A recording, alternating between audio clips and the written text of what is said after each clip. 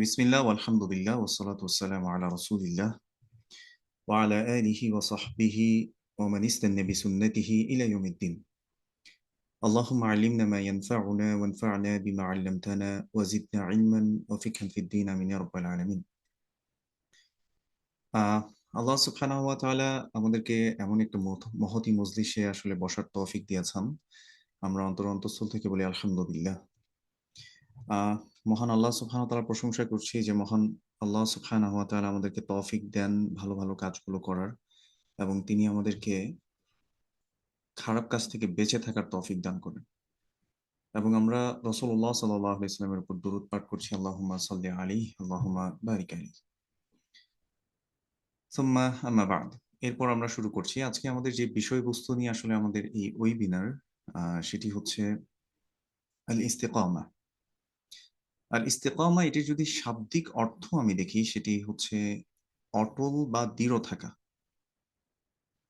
আচ্ছা, আমার কথার সাউন্ড কি আসলে অল্প? একজন বলেছেন যে কথার সাউন্ডটা কম আসছে। জি ওস্তাদ, যদি আপনার দিক থেকে লাউড করার যদি সুযোগ থাকে তাহলে ভালো হয়, আর না হলে ঠিক আছে সেই। আচ্ছা, এখন এখন একটু ঠিক আছে কিনা দেখবেন। এখন কি ক্লিয়ারলি শোনা যাচ্ছে? হ্যাঁ, হ্যাঁ। কিছুটা ক্লিয়ার। আচ্ছা। জি। তো আমরা যেটা বলছিলাম, উম, সেটি হচ্ছে আমরা ইস্তেকামা নিয়ে আসলে কথা বলবো আজকে ইনশাআল্লাহ। তো ইস্তেকামা বা যেটিকে আমরা বলি দৃঢ় থাকা, এটি খুবই গুরুত্বপূর্ণ একটা বিষয় দিনের জন্য। তবে এই টপিকে যাওয়ার আগে আমরা দেখব যে কি কি কারণে আসলে আমরা ইস্তিকামা বা দৃঢ় থাকতে পারি না দিনের উপর। সেই বিষয়গুলো নিয়ে আমরা ইনশাল্লাহ একটু দেখার চেষ্টা করব। আল্লাহ সুবহানাহু ওয়া তাআলার কাছে তৌফিক কামনা করছি। প্রথম আমরা দেখে নিব যে আসলে ইস্তিকামা এটি একটি অন্তরের আমল, অন্তরের একটা অবস্থা। আর আমাদের অন্তরটা যত ভালো থাকবে তত বেশি আমরা আমাদের অবস্থাটা তত বেশি ভালো থাকবে। আমাদের বাহ্যিক অবস্থা, চালচলন, এগুলো সবগুলো আমাদের অন্তরের উপরে নির্ভর করে। আমরা একটি হাদিস থেকে সেটা দেখার চেষ্টা করবো ইনশাআল্লাহ। যেখানে রাসূলুল্লাহ সাল্লাল্লাহু আলাইহি ওয়াসাল্লাম আমাদেরকে জানিয়েছেন, আহ, আলা ওয়া ইন্না ফিল জাসাদি মুদগাহ, জেনে রাখো যে শরীরের মধ্যে একটা গোশতের টুকরো আছে।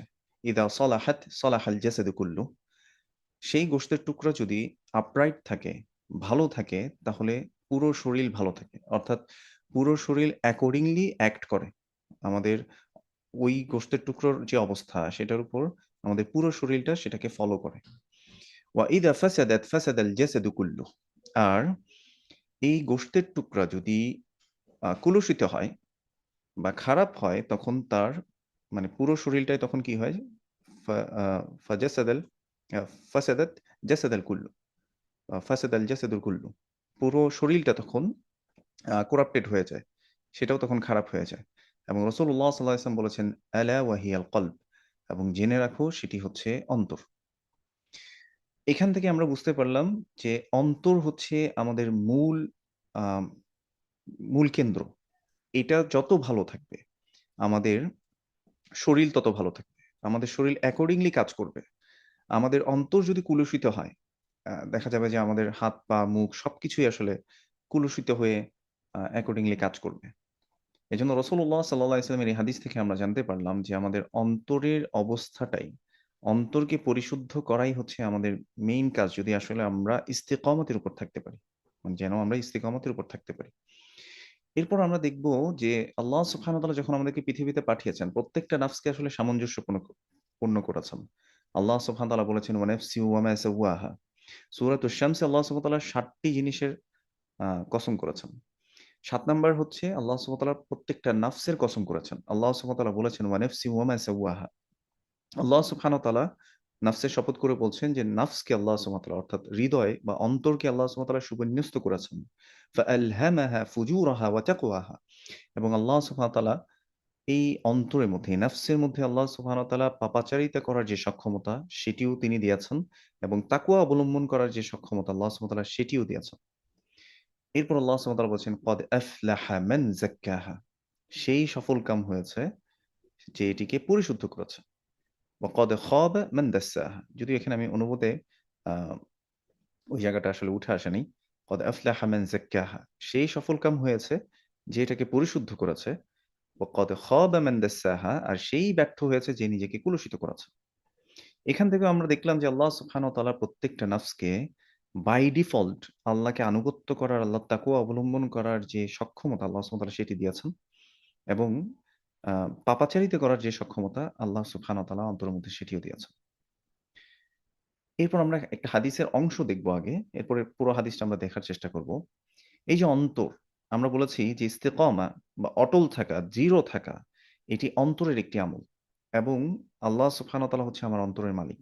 রাসূলুল্লাহ সাল্লাল্লাহু আলাইহি ওয়াসাল্লাম একটি হাদিসের মধ্যে এভাবে বলেছেন, ইন্নাল কুলুবা বাইনা আসবুআইনি মিন আসাবিইল্লাহ ইউকাল্লিবুহা কাইফা ইয়াশা। অন্তরসমূহ আল্লাহ সুবহানাহু ওয়া তাআলার আঙ্গুলগুলোর মধ্যে দুই আঙ্গুলের মাঝখানে থাকে, তিনি যেভাবে চান অন্তরগুলোকে সেভাবে পরিবর্তন করে দেন। তাহলে আল্লাহ হচ্ছে আমার অন্তরের মালিক। আল্লাহ সুবহানাহু ওয়া তাআলা অন্তরকে পরিচালনা করেন। আমি আবার একটু প্রথম থেকে রিক্যাপ করে আসি। আমরা ইস্তেকামা নিয়ে আলোচনা করছিলাম। ইস্তেকামা হচ্ছে অটল বা দৃঢ় থাকা। এরপর আমরা বলেছি ইস্তেকামা এটি হচ্ছে অন্তরের একটা স্টেট, অন্তরের একটা অবস্থা। এরপর আমরা জেনেছি যে এটা মানে আল্লাহ রাসূল সাল্লাল্লাহু আলাইহি ওয়াসাল্লাম আমাদেরকে জানিয়েছেন যে অন্তরটা যদি ভালো থাকে, পুরো শরীর ওভাবে এটা অ্যাক্ট করবে। পুরো শরীর ভালোভাবে সেটাকে অনুসরণ করবে। আমার অন্তর ভালো থাকলে আমার চালচলন, কথাবার্তা, আচার-আচরণ, মুআমালাত, মানুষের সাথে ব্যবহার, মানুষের সাথে লেনদেন সবগুলো বিষয় সুন্দর হবে। ওয়া ইযা ফাসাদাত ফাসাদাল জাসাদু কুল্লুহু। আর যদি আমার অন্তরটাই কলুষিত হয়, তখন আমার পুরো কথাবার্তা, চালচলন, আমার আচার-আচরণ, আমার লেনদেন, মানুষের সাথে আমার আচার-ব্যবহার সবকিছুই আসলে কলুষিত হবে। এরপর আমরা বলেছি আল্লাহ সুবহানাহু ওয়া তাআলা নাফসের মধ্যে আসলে দুটো জিনিসই আমাদেরকে দিয়ে দিয়েছেন।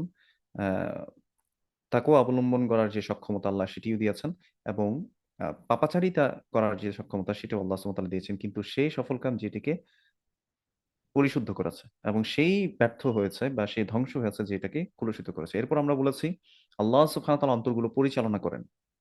এগুলো আল্লাহ সুবহানাহু ওয়া তাআলার আঙ্গুলগুলোর মাঝে, ২ আঙ্গুলের মাঝখানে থাকেন। ইউকাল্লিবুহা কাইফা ইয়াশা, তিনি যেভাবে চান সেভাবে সেগুলোকে পরিবর্তন করে দেন।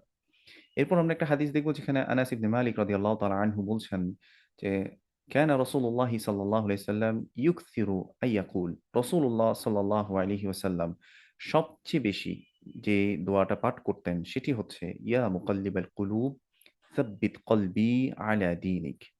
হে অন্তরের পরিবর্তনকারী। এই যে একটু আগে আমরা জানলাম যে ইস্তেকামা এটা আল্লাহ, আ এটি হচ্ছে অন্তরের একটা অবস্থা, এবং আল্লাহ সুবহানাহু ওয়া তাআলা আমাদের অন্তরগুলো পরিচালিত করেন। এইজন্য রাসূলুল্লাহ সাল্লাল্লাহু আলাইহি ওয়াসাল্লাম সবচেয়ে বেশি যে দোয়াটা পড়তেন সেটি হচ্ছে ইয়া মুকাল্লিবাল কুলুব। তিনি কলবের যে মালিক, কলবের যে পরিচালনাকারী তাকে ডাকছেন। ইয়া মুকাল্লিবাল কুলুব, হে অন্তরের পরিবর্তনকারী। সাব্বিত কলবি আলা দীনিক, আমার অন্তরকে আপনি প্রতিষ্ঠিত করে দিন, একনিষ্ঠ করে দিন। কিসের উপর? আলা দীনিক, আপনার দ্বীনের উপর। সুবহানাল্লাহ। তখন আনাস ইবনে মালিক রাদিয়াল্লাহু তাআলা আনহু বলছেন, কুলতু ইয়া রাসূলাল্লাহ, হে আল্লাহর রাসূল, আমান্না বিকা ওয়া বিমা জি'তা বিহি, আপনার উপরে আমরা তো ঈমান এনেছি, এবং আপনি যা নিয়ে এসেছেন, যে ওয়াহী আপনি নিয়ে এসেছেন কোরআন এবং সুন্নাহ, আল্লাহর পক্ষ থেকে কোরআন নিয়ে আসছেন, আপনি আমাদেরকে হিকমা শিক্ষা দেন, সুন্নাহ আমাদেরকে শেখান, হাদিস শেখান। আমরা তো সবগুলোর উপর ঈমান এনেছি। ফাহাল তাখাফু আলাইনা, আপনি কি তারপরেও আমাদের উপরে উম ভয় করেন? তার মানে আমরা বিভ্রান্ত হয়ে যাব, আমরা পথভ্রষ্ট হয়ে যাব, এই ভয় কি আপনি তারপরেও করেন? তখন রাসূল সাল্লাল্লাহু আলাইহি ওয়াসাল্লাম বলেছেন, নাম, হ্যাঁ, আমি ভয় করি। এরপর গিয়ে তিনি এই কথাটা বলেছেন, ইন্নাল কুলুবা বাইনা আসবুআইনি মিন আসাবিইল্লাহ ইউকাল্লিবুহা কাইফা ইয়াশা। নিশ্চয়ই আল্লাহ সুবহানাহু ওয়া তাআলার আঙ্গুলগুলোর মধ্যে ২ আঙ্গুলের মাঝখানে একজন বান্দার অন্তর থাকে, এবং তিনি সেটা যেভাবে চান সেভাবে পরিবর্তন করে দেন। ইয়া সালাম! তাহলে আমরা এখান থেকে একটা জিনিস ক্লিয়ার, আমাদের রব আল্লাহ, তিনি আমার অন্তরকে পরিচালনা করেন। তার দিকে আমাদেরকে ফিরে যেতে হবে যদি আমরা ইস্তেকামাত চাই দ্বীনের উপর। কারণ আমরা জানি দ্বীন এই শব্দটার অর্থ হচ্ছে আ লাইফস্টাইল, বা আমরা বলতে পারি যে জীবন ব্যবস্থা। আমরা কি জীবনে চলবো? কি জীবন যাপন করব? কিভাবে আমি সকাল উপনীত হব, আমার দিনটা কিভাবে কাটাবো, আমি যদি আয় রোজগার করতে হয় কিভাবে করব, আমি আমার স্ত্রী সন্তানের সাথে কিভাবে ব্যবহার করব, স্বামী তার স্ত্রীর সাথে কিভাবে ব্যবহার করবে, স্ত্রী তার স্বামীর সাথে কিভাবে ব্যবহার করবে, লেনদেন আমার কেমন হবে, কথার আচরণ কিভাবে, এগুলো সবগুলো আমার জীবন ব্যবস্থার অন্তর্ভুক্ত। আমার রাষ্ট্র কিভাবে পরিচালিত হবে, মানুষরা কিভাবে সত্যের দিকে আসবে, সকল বিষয়াদি রাসূলুল্লাহ সাল্লাল্লাহু আলাইহি ওয়াসাল্লাম আমাদেরকে জানিয়ে গেছেন। এবং এটাই হচ্ছে আমাদের দিন। এবং আল্লাহ সুবহানাহু ওয়া তাআলা বলেছে, ইন্নাদ দীনা ইনদাল্লাহিল ইসলাম। আল্লাহ সুবহানাহু ওয়া তাআলার কাছে একমাত্র মনোনীত দিন হচ্ছে ইসলাম। অর্থাৎ আপনি ইসলাম ছাড়া অন্য কোনো দিন, জীবন ব্যবস্থা আসলে গ্রহণ করতে পারবেন না। আল্লাহ সুবহানাহু ওয়া তাআলা বলেছেন, ওয়া মান ইয়াবতাগি, যে আশা করবে, খুঁজবে, গয়রুল ইসলামি দীনা, ইসলাম ছাড়া অন্য কোনো জীবন ব্যবস্থা, ইসলাম ছাড়া অন্য কোনো জীবন ব্যবস্থা কেউ যদি সে এটাকে আকাঙ্ক্ষা করে, সে যদি চায় এটা, যে ইসলাম ছাড়া অন্য কিছু দিয়ে আমি হয়তো পার পেয়ে যাব, যদি এরকম আশাও করে, আল্লাহ সুবহানাহু ওয়া তাআলা বলছে ফালাই ইউকবালু মিন, তার তার থেকে কবুল করা হবে না। অর্থাৎ তার এই জীবন ব্যবস্থা আল্লাহ কবুল করবেন না। তো আমাদের আজকের বিষয়বস্তু হচ্ছে ইস্তেকামা আলা দ্বীন, দ্বীনের উপর অটল থাকা। এটা কিভাবে থাকতে পারি? এই যে দোয়ার মাধ্যমে। আমার রব আল্লাহ, তিনি আমার অন্তর পরিচালনা করেন। তিনি আমার দেখাশোনা করেন। আমার সকল কিছু টেক কেয়ার করেন আমার রব, আমার আল্লাহ। তাহলে তার দিকেই আমাদেরকে ফিরে যেতে হবে। তাকে আগে বলতে হবে। তিনি যদি আমাকে ইস্তেকামাতের উপর রাখেন, পৃথিবীর কারো সাধ্য নাই যে আমাকে এখান থেকে বিভ্রান্ত করে দেবেন। এই জন্য রাসূলুল্লাহ সাল্লাল্লাহু আলাইহি ওয়াসাল্লাম প্রত্যেক খুতবাতুল হাজা বা প্রয়োজনীয় খুতবা যেটা আমরা বলি, সেখানে রাসূল সাল্লাল্লাহু আলাইহি ওয়াসাল্লাম বলতেন, মান ইয়াহদিহিল্লাহু ফালা মুদিল্লা লাহ, মান ইয়াহদিহিল্লাহু ফালা মুদিল্লা লাহ, মান ইয়াহদিহিল্লাহ, আল্লাহ যাকে হেদায়েত দান করেন, ফালা মুদিল্লা লাহ, তাকে কেউ পথভ্রষ্ট করতে পারে না। ওয়া মান ইউদলিল ফালা হাদিয়া লাহ, আর আল্লাহ সুবহানাহু ওয়া তাআলা যাকে পথভ্রষ্টতার উপর ছেড়ে দেন, তাকে কেউ হেদায়েত দিতে পারে না। এজন্য আমরা এটা মাথায় রাখবো যে আমাদেরকে আসলে আমার আমার রব আল্লাহ, আমার রব যে আল্লাহ, তার দিকে আমাদেরকে ফিরে যেতে হবে। আচ্ছা, তাহলে এখান থেকে আমরা একটা দোয়া দেখলাম যেখানে আমরা ইস্তেকামাতের উপর থাকার জন্য রাসূলুল্লাহ সাল্লাল্লাহু আলাইহি সাল্লাম যে দোয়াটা বেশি বেশি পড়তেন। দেখেন, রাসূল সাল্লাল্লাহু আলাইহি সাল্লাম ছিলেন গাইডেড। তিনি ছিলেন আল্লাহ সুবহানাহু ওয়া তাআলার পক্ষ থেকে আ আ আ পথ মানে পথপ্রাপ্ত একজন ব্যক্তি, যাকে আল্লাহ সুবহানাহু ওয়া তাআলা তার হার্টকে নিজে গাইড করেছেন। সেই রাসূলুল্লাহ সাল্লাল্লাহু আলাইহি সাল্লাম তিনি যদি এতবার, এত বেশি এই দোয়াটা পড়েন, তাহলে আমার আপনার কতবার আসলে এই দোয়াটা পড়া উচিত? কত বেশি পড়া উচিত? সুবহানাল্লাহ। তাহলে আমাদেরও আসলে আ এই দোয়াটা আসলে বেশি বেশি পড়া উচিত। ইয়া মুকাল্লিবাল কুলুব, যারা আসলে শেখেন নাই, আমি মনে করি যে সবার আসলে শিখে নেওয়া উচিত। ইয়া মুকাল্লিবাল কুলুব সাব্বিত কলবি আলা দীনিক। এভাবে করে আমরা দোয়া করতে পারি, হে অন্তরের পরিবর্তনকারী, আমার অন্তরকে আপনি আপনার দ্বীনের উপর প্রতিষ্ঠিত করে দিন। সুবহানাল্লাহ। এরপর আমরা দেখব যে আল্লাহ সুবহানাহু ওয়া তাআলা এই পৃথিবীতে আমাদেরকে, আমরা অনেক সময় দেখা যায়, আচ্ছা ঠিক আছে আমরা বুঝতে পারছি আমাদেরকে ইস্তেকামাতের উপর থাকতে হবে। কিন্তু কিছু ফ্যাক্টর আছে, কিছু এলিমেন্টস আছে যেগুলো আমাদেরকে আসলে দিন থেকে সরিয়ে দেয়। দিন থেকে আমাদেরকে বের করে দেয়, বা আমরা আমাদের অস্থিরতার কারণে, আমাদের মনের অস্থিরতার কারণে আমরা ইস্তেকামাতের উপর থাকতে পারি না। আসেন সেই বিষয়গুলো আসলে একটু জানার চেষ্টা করি। ১ম এ আমাদেরকে বুঝতে হবে যে আল্লাহ সুবহানাহু ওয়া তাআলা এই পৃথিবীতে আমাদেরকে কেন পাঠিয়েছেন? এই উদ্দেশ্যটা বুঝলে, আমার যদি গোল ঠিক থাকে যে আমার আমার উদ্দেশ্য কোথায়, আমি কোথায় যাচ্ছি, কোথা থেকে আসলাম, তাহলে ইনশাআল্লাহ দেখা যাবে যে আমার জন্য ইস্তেকামতে থাকাটা সহজ হবে। আল্লাহ সুবহানাহু ওয়া তাআলা এই পৃথিবীস্থ যত কিছু আছে, সূরাতুল কাহফে আল্লাহ সুবহানাহু ওয়া তাআলা বলেছেন, ইন্না জাআলনা মা আলাল আরদি যিনাতাল লাহা, নিশ্চয়ই আমি পৃথিবীস্থ যত কিছু দিয়েছি এটা আকর্ষণীয় করেছি, অ্যাট্রাকটিভ, দেখলে পেতে মন চায়, এরকম করেছি। কেন? আল্লাহ সুবহানাহু ওয়া তাআলা বলেছেন, ইন্না জাআলনা মা আলাল আরদি যিনাতাল লাহা লিনাবলুয়াহুম আইয়ুহুম আহসানু আমালা, যাতে আমি তাদেরকে পরীক্ষা করে দেখতে পারি তাদের মধ্যে কর্মের দিক থেকে কে উত্তম। তার মানে আপনার কাছে অনেকগুলো এলিমেন্টস এরকম আছে, অনেকগুলো জিনিস আছে যেগুলো অ্যাট্রাকটিভ। কিন্তু আল্লাহ সুবহানাহু ওয়া তাআলা আপনাকে গাইডেন্স দিয়েছে। এটা করা যাবে, এটা করা যাবে না। হ্যাঁ? আল্লাহ সুবহানাহু ওয়া তাআলা আপনাকে একটা শরিয়া দিয়ে পাঠিয়েছে। একটা রুলস দিয়ে পাঠিয়েছে। এবং আল্লাহ সুবহানাহু ওয়া তাআলা এটা আপনাকে দেখিয়েও দিয়েছেন। একটি কিতাব পাঠিয়েছেন এবং একজন রাসূলকে পাঠিয়েছেন যাতে হাতে কলমে তিনি শিক্ষা দিতে পারেন। এজন্য আল্লাহ সুবহানাহু ওয়া তাআলা আমাদেরকে সূরা দাহর বা সূরা আল ইনসানের মধ্যে বলছেন, ইন্না হাদাইনাহুস সাবিলা ইম্মা শাকিরা ওয়া ইম্মা কাফুরা। নিশ্চয় আমি তাকে পথ দেখিয়ে দিয়েছি। আল্লাহ সুবহানাহু ওয়া তাআলা প্রথমে মানুষ সৃষ্টির কথা বলেছেন যে হাল আতা আলাল ইনসানি হিনুম মিনাদ দাহরি লাম ইয়াকুন শাইআম মাযকুরা। মানুষের কি এমন একটা সময় ছিল না যে আহ,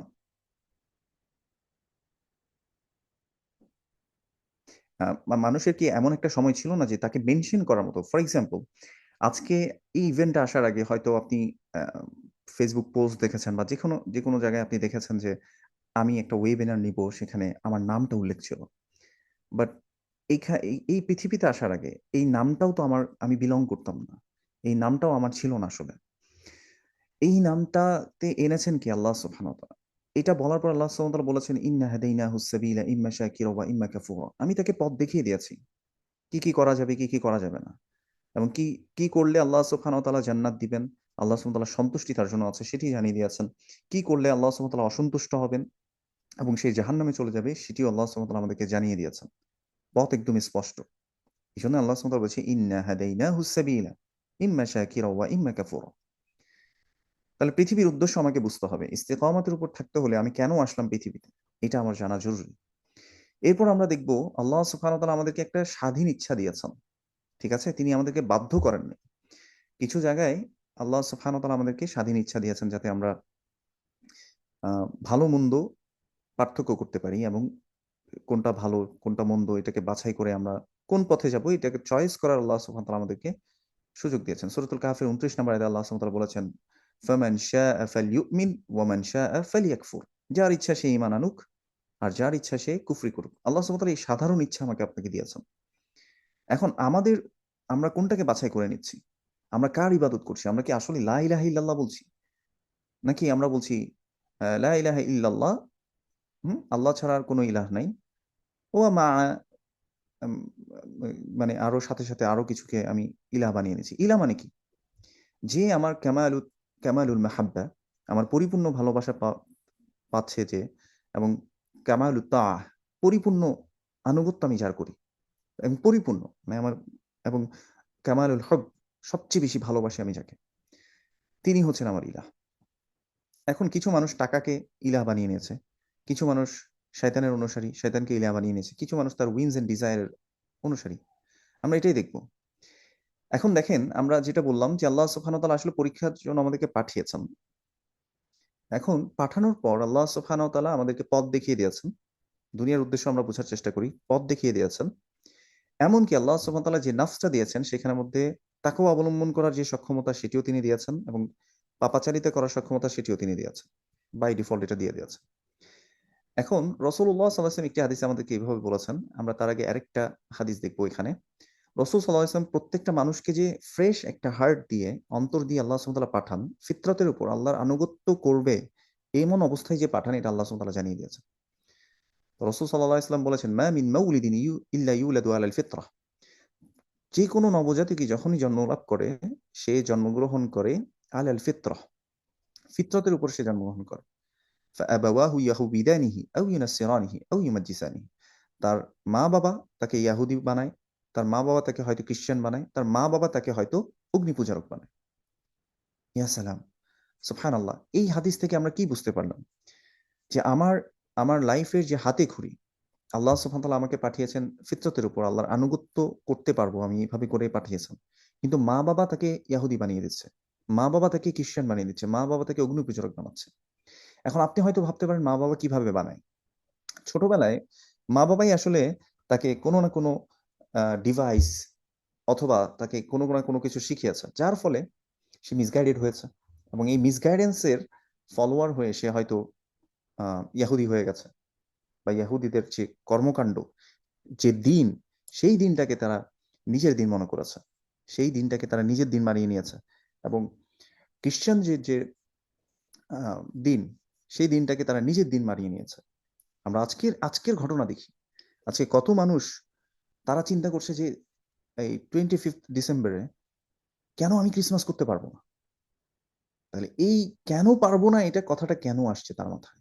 কারণ তার আপব্রিঙ্গিং, সে যে ছোটবেলা থেকে যেভাবে আসলে বড় হয়েছে, তার গ্রুমিংটা যেভাবে হয়েছে, সে মনে করেছে এটা আমাদের কালচারের অংশ। কিন্তু কালচারটাও দিনের একটা অংশ। মুসলিমদের কালচার কি?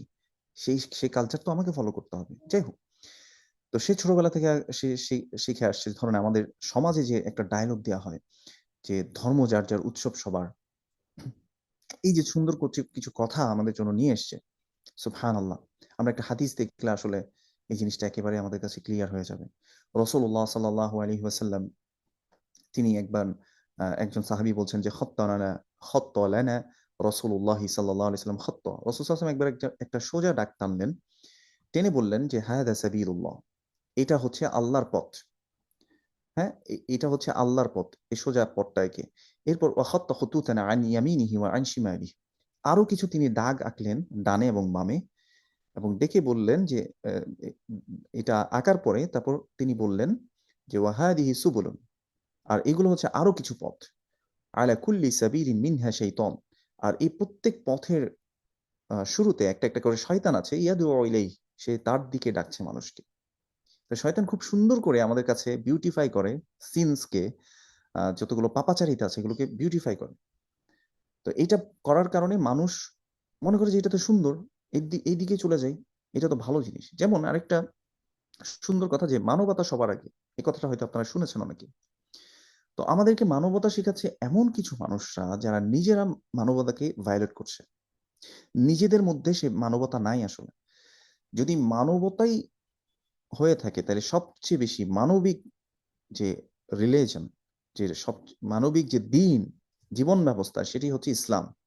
এমনকি ইসলাম আপনার প্রতিবেশী যেই হোক না কেন, যে ধর্মেরই হোক না কেন, তারও হক দিয়েছেন। রাসূলুল্লাহ সাল্লাল্লাহু আলাইহি ওয়াসাল্লাম বলেছেন এটা ঈমানের সাথে সম্পৃক্ত করে, যে মান কানা ইউমিনু বিল্লাহি ওয়াল ইয়াউমিল আখির, যে ব্যক্তি আল্লাহ এবং মানে আখিরাতে বিশ্বাস করবে, ফালইউকরিম জারাহু, সে যেন তার প্রতিবেশীকে সম্মান করে।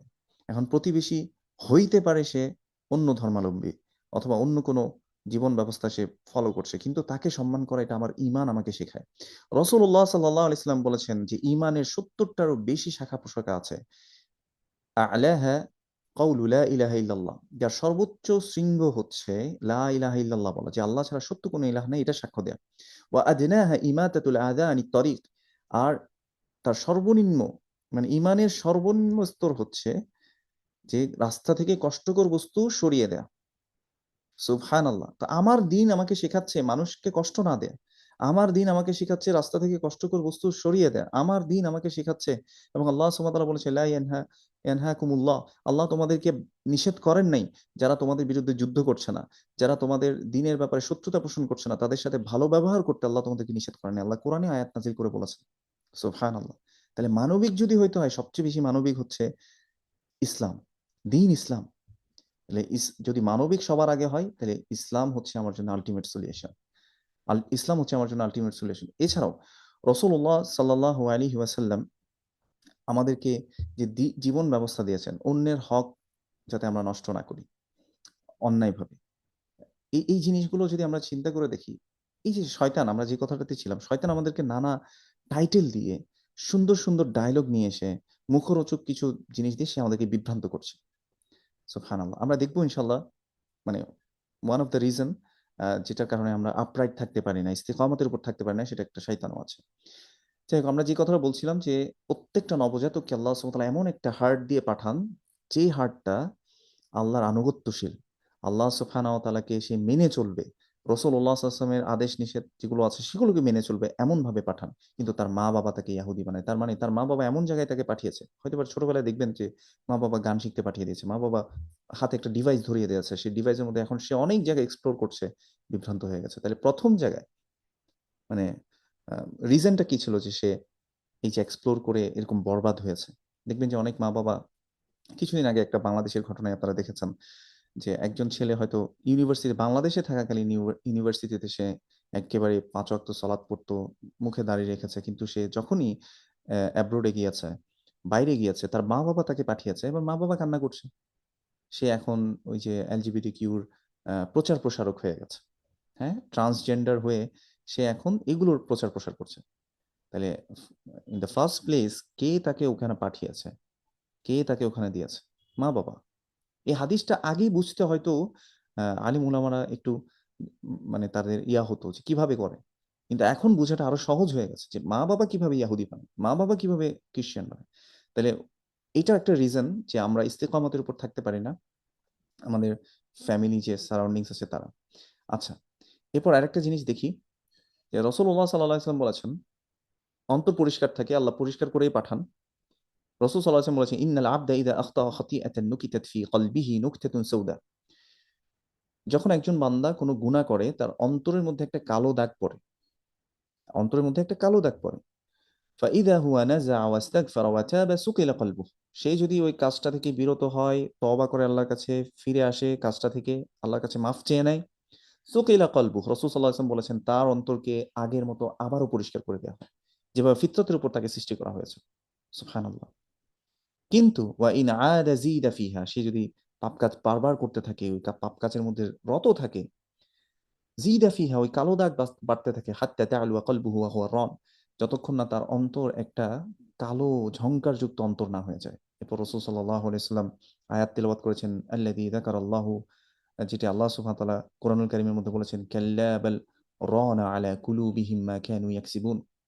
কখনো নয়, তারা হাতে যা কামাই করেছে এর কারণে তাদের অন্তর এরকম ঝংকারযুক্ত হয়ে গেছে, এটা এটা কুলুষিত হয়ে গেছে।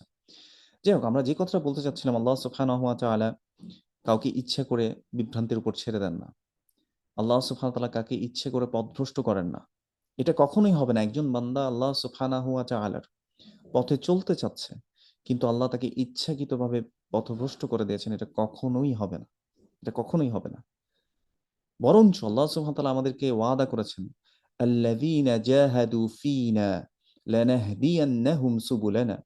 যে বা যারাই আমার দিকে চেষ্টা প্রচেষ্টা করবে, কঠোর পরিশ্রম করবে, তাদেরকে অবশ্যই অবশ্যই আমি আমার পথে পরিচালিত করবো। এটা আল্লাহর ওয়াদা। ওয়া মান আসদাকু মিনাল্লাহি কিলা। আল্লাহর চেয়ে আর সত্যবাদী কে আছে? এখন বান্দা তার নিজের কারণে, এই যে এই হাদিস আমাদের কাছে স্পষ্ট করে যে ইন্নাল আবদা ইযা আখতা খতিআতান নুকিতাত ফি কলবিহি নুকতাতুন সাউদা। একজন বান্দা যখন কোনো গুনাহ করে তার অন্তরের মধ্যে একটা কালো দাগ পড়ে, সে যদি ফিরে আসে, তওবা করে নেয়, ফাইদা হুয়া নাযাআ ওয়াস্তাগফারা ওয়া তাবা, আল্লাহর কাছে ক্ষমা চেয়ে নেয়, সুকিলা কলবুহু, তার অন্তরকে আবার পরিষ্কার করে দেওয়া হয় আগের মতো। ওয়া ইন আদা, কিন্তু যদি সে বারবার বারবার গুনাহ করতে থাকে, জিদা ফিহা, এই কালো দাগ বাড়তে থাকে, হাত্তা হাত্তা তা'লুয়া কলবুহু ওয়া হুয়া রান, যতক্ষণ না তার অন্তর একটা পরিপূর্ণ একটা ঝংকারযুক্ত অন্তর না হয়ে যায়। এজন্য আল্লাহ সুবহানাহু ওয়া তাআলা কিছু বান্দার অন্তরের কথা এভাবে বলেছেন যে লাহুম কুলুবুন লা ইয়াফকাহুনা বিহা। এদের তো মানে অন্তর রয়েছে কিন্তু সে অন্তর দিয়ে তারা বুঝতে পারে না। লাহুম আযানুন লা ইয়াসমাউনা বিহা। তাদের কান রয়েছে বাহ্যিকভাবে, কিন্তু সেই কান দিয়ে আসলে তারা ভালো কথাগুলো শুনতে পায় না। ইয়া সালাম! আল্লাহ আমাদেরকে এমন হওয়া থেকে হেফাজত করুন, আমিন। আসুন এবার আমরা আরেকটা হাদিস দেখব। আ আরেকটা আয়াত দেখব যেখানে আমরা এখন রিজন গুলো বলছি যে কারণে আমরা ইস্তেকামতের উপর থাকতে পারি না। এই দুনিয়ার জীবন আমরা পরীক্ষা বুঝি নাই আসলে। হ্যাঁ? যে আমাদেরকে অনেক কিছু দিয়েছেন আল্লাহ সুবহানাহু ওয়া তাআলা। আকর্ষণীয়। ইন্না জাআলনা মা আলাল আরদি জিনাতাল লাহা। অ্যাট্রাকটিভ। কেন? লিনাবলুয়াহুম আইয়ুহুম আহসানু আমালা, যাতে আল্লাহ পরীক্ষা করে দেখতে পারেন যে আমাদেরকে আ আ কাদের মধ্যে কাজের কে উত্তম। আল্লাহ এটা দেখবেন।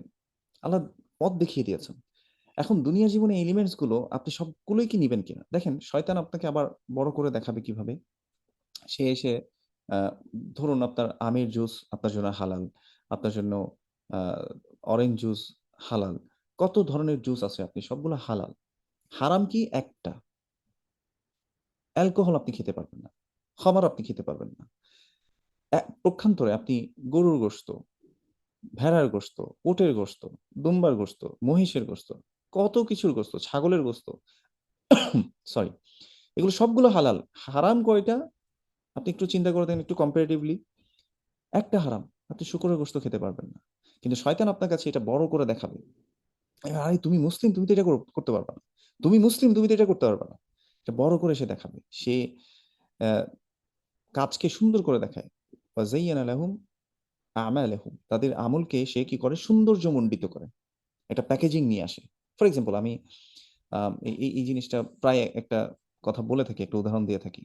ফর এক্সাম্পল একটা আ প্রতিযোগিতার আয়োজন করা হলো, যে প্রতিযোগিতায় বলা হলো যে এখানে নারীরা তারা সুন্দর সাজগোজ করে এসে পুরুষের সামনে তারা প্রদর্শিত হয়ে পুরুষের লালসা চরিতার্থ করবে, আজই রেজিস্ট্রেশন করুন। আপনার শুনতেও কত মানে বিচ্ছিরি একটা সাউন্ড আপনার কানে যাচ্ছে না? আপনার কাছে মনে হচ্ছে না যে এইটা কেমন প্রতিযোগিতা? এইটা কে এমনি করে? এইভাবে হয় নাকি? এটাতে রেজিস্ট্রেশন কেউ করবে? আপনি নিজেকে নিজে প্রশ্ন করেন যে এখানে কেউ রেজিস্ট্রেশন করবে? একজনও না।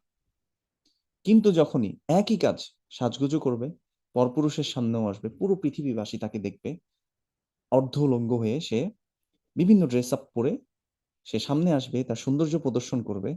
একই কাজ যখন সেটার নাম দেওয়া হবে, টাইটেল দেওয়া হবে সুন্দরী প্রতিযোগিতা, হুড় হুড় করে মানুষ এখানে এখন, বা বিশ্ব সুন্দরী, হ্যাঁ, মিস ওয়ার্ল্ড, মিস বাংলাদেশ, বা যত ধরনের প্রতিযোগিতাগুলো আছে, তখন সবাই হুড় হুড় করে সেগুলোতে এনরোল করা শুরু করবে।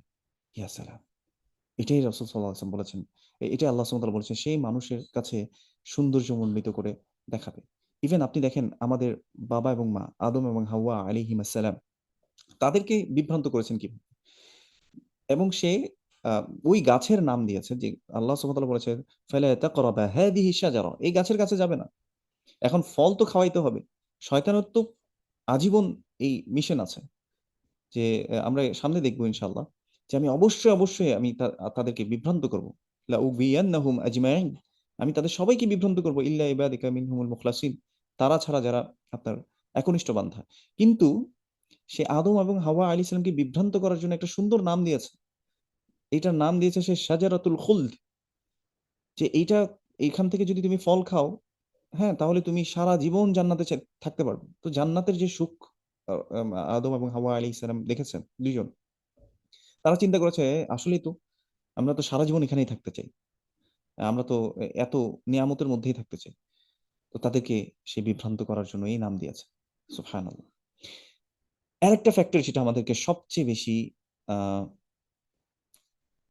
ইস্তেকামাতের উপর থাকতে আমাদের বাধা হয়ে দাঁড়ায়, সেটি হচ্ছে আমাদের আশেপাশের সারাউন্ডিংস। সূরা আহজাব পড়লে আপনারা দেখবেন আ আল্লাহ সুবহানাহু ওয়া তাআলা বলছেন, তারা আফসোস করে বলবে আ যে আমরা যদি আতাআনা আল্লাহ ওয়া আতাআনা রাসূলা, আমরা যদি আল্লাহ এবং তার রাসূল সাল্লাল্লাহু আলাইহি ওয়াসাল্লামকে মেনে নিতাম। তারা বলবে ক্বালু রাব্বানা ইন্না আতা'না সাদাতানা ওয়া কুবারা'ানা। হে আল্লাহ, আমরা আমাদের যারা নেতা ছিল, অনুসরণীয় নেতা, সুবহানাল্লাহ, এইটা আমাদের সমাজে এখন আপনি অহরহ দেখবেন। মানুষ কাকে আদর্শ করছে? ইভেন যারা ইসলাম প্র্যাকটিস করছে, দুনিয়াবী স্বার্থে ওয়েলকাম মেসেজ দিচ্ছে বা বিভিন্ন জিনিস সে শেয়ার করছে। সে মনে করছে এইভাবেই মনে হয় ইসলাম প্রতিষ্ঠা হবে। এইভাবেই মনে হয় নেগোশিয়েট করে, একটু স্যাক্রিফাইস করে কোনোভাবে আমি দিনে যেতে পারবো। শয়তান কিভাবে বিভ্রান্ত করছে মানুষকে। সুবহানাল্লাহ! মানুষ তার নেতা যাকে বানিয়ে নিয়েছে তাকে সে অনুসরণ করছে। এবং সে তাকে পথভ্রষ্ট করে দিবে কিয়ামতের দিন। আল্লাহ সুবহানাহু ওয়া তাআলা বলেছেন যে তারা তাদের হাতকে কামড়াবে। আমরা ইনশাআল্লাহ সামনে আরেকটা আয়াত দেখব। তো এরা বলবে, "হে রব, ইন্না আতা'না, আমরা মেনেছিলাম, আনুগত্য করেছিলাম সাদাতানা, আমাদের যে সাইয়্যিদ যারা ছিল, নেতা যারা ছিল তাদেরকে আমরা অনুসরণ করেছি। তারা যেটা বলেছে আমরা সেটাই করেছি। তারা বলেছে ওখানে যেয়ে মারপিট করতে হবে, আমরা মারপিট করব। তারা বলেছে ওখানে গিয়ে গাড়ি ভাঙতে হবে, আমরা গাড়ি ভাঙবো। তারা বলেছে যে এদেরকে আসতে দেয়া যাবে না, আমরা বলেছি ঠিক আছে আসতে দেয়া যাবে না। আমরা বলেছি অন্যের সম্পদ হরণ করতে হবে। তারা বলেছে অন্যের সম্পদ হরণ করতে হবে এভাবে। তারা সেটাই অনুসরণ করেছিল। আরেকটা কি? ওয়াকুবারা'ানা, এবং আমাদের যেটা মুরুব্বিরা আছে আমরা তাদেরকে মেনেছিলাম। আমরা বলেছি আমাদের বাপ-দাদারা তো এভাবেই চলেছে। আমাদের বাপ-দাদারা এটা বলেছে। আমরা এটাই করব। কোরআন এবং সুন্নাহর পথ আমরা বেছে নেব না। আমরা এই পথেই চলব। এবং তারা কি করেছিল? ফাআদাল্লুনা সাবিলা, তারা আমাদেরকে সত্য পথ থেকে, আল্লাহ এবং তার রাসূল সাল্লাল্লাহু আলাইহি ওয়াসাল্লামের পথ থেকে বিচ্যুত করে দিয়েছে। লা হাওলা ওয়ালা কুওয়াতা ইল্লা বিল্লাহ। আল্লাহ আমাদেরকে হেফাজত করুন। এই আফসোস আসলে কোন কাজে আসবে না। এবং তারা বলবে, রব্বানা আতিহিম দি'ফাইনি মিনাল আযাব ওয়ালআনহুম লা'নান কাবীরা। হে আল্লাহ, তুমি তাদেরকে দ্বিগুণ শাস্তি দাও। ডাবল শাস্তি তুমি তাদেরকে দাও। ওয়ালআনহুম লা'নান কাবীরা, তাদেরকে মহা আ লানতে তুমি পতিত করো। কিন্তু সেদিন আফসোস করে আসলে কি হবে? এই দুনিয়ার জীবনে তো টাইম পিরিয়ড আমার দেয়া আছে। এজন্য আল্লাহ সুবহানাহু ওয়া তাআলা বলেছেন যে, যখন এই যে মুজরিমদের যখন মৃত্যু আসবে, তারা তখন বলবে, রব্বিরজিউন, হে আল্লাহ আমাদেরকে আবার পাঠিয়ে দেন। ফিমা তারাকত, আমি যা ফেলে আসছি আমাকে আপনি একটু পাঠিয়ে দেন। আমি আবার ঠিক করে নিব। আবার ঠিক হয়ে চলব। রব্বিরজিউন, তারা বলবে যে আমাদেরকে ফিরাইয়া দেন ফিমা তারাক। লাআল্লি আমালু সালিহান ফিমা তারাকত, লাআল্লি আমালু সালিহান ফিমা তারাক, আমি হয়তো ভালো কাজ করবো আরো, যেগুলো আমি ছেড়ে আসছিলাম। কিন্তু আল্লাহ সুবহানাহু ওয়া তাআলা বলছেন, কাল্লা ইন্নাহা কালিমাতুন হুয়া কাইলুহা, কখনো নয়, এটা শুধুমাত্র কথা বলার জন্য একটা কথা তারা বলবে। তাহলে এখন আমাদের সুযোগ, এখন আমাদের সময়, যে এখন থেকে যাতে আমরা দেখি যে আমরা কার অনুসরণ করছি, কোন আদর্শ, কোন আইডিওলজি আমরা ফলো করছি। আল্লাহ রসুল সাল্লাল্লাহু আলাইহি সাল্লামকে আমাদের জন্য আইডল করে পাঠিয়েছেন। লাকাদ কানা লাকুম ফি রাসূলিল্লাহি উসওয়াতুন হাসানাহ, নিশ্চয় তোমাদের জন্য রাসূল সাল্লাল্লাহু আলাইহি ওয়াসাল্লামের মধ্যে রয়েছে উত্তম আদর্শ। তিনি কি রাষ্ট্র পরিচালনা করেননি? তিনি কি তার পরিবারের আহ, মানে কর্তা ছিলেন না? তিনি কি বাবা ছিলেন না? তিনি কি একজন সন্তান ছিলেন না? তিনি কি একজন স্বামী ছিলেন না? তিনি কি একজন রাষ্ট্রপ্রধান ছিলেন না? তার মধ্যে তো সকল গুণ আল্লাহ সুবহানাহু ওয়া তাআলা দিয়ে দিয়েছেন তাকে অনুসরণ করার জন্য, যাতে তিনি প্র্যাকটিক্যালি আমাদেরকে বুঝিয়ে দিতে পারেন আমরা কোন আদর্শের পিছনে ছুটছি, কোন নেতার পিছনে ছুটছি, কোন মুরব্বীদের পিছনে ছুটছি আমরা।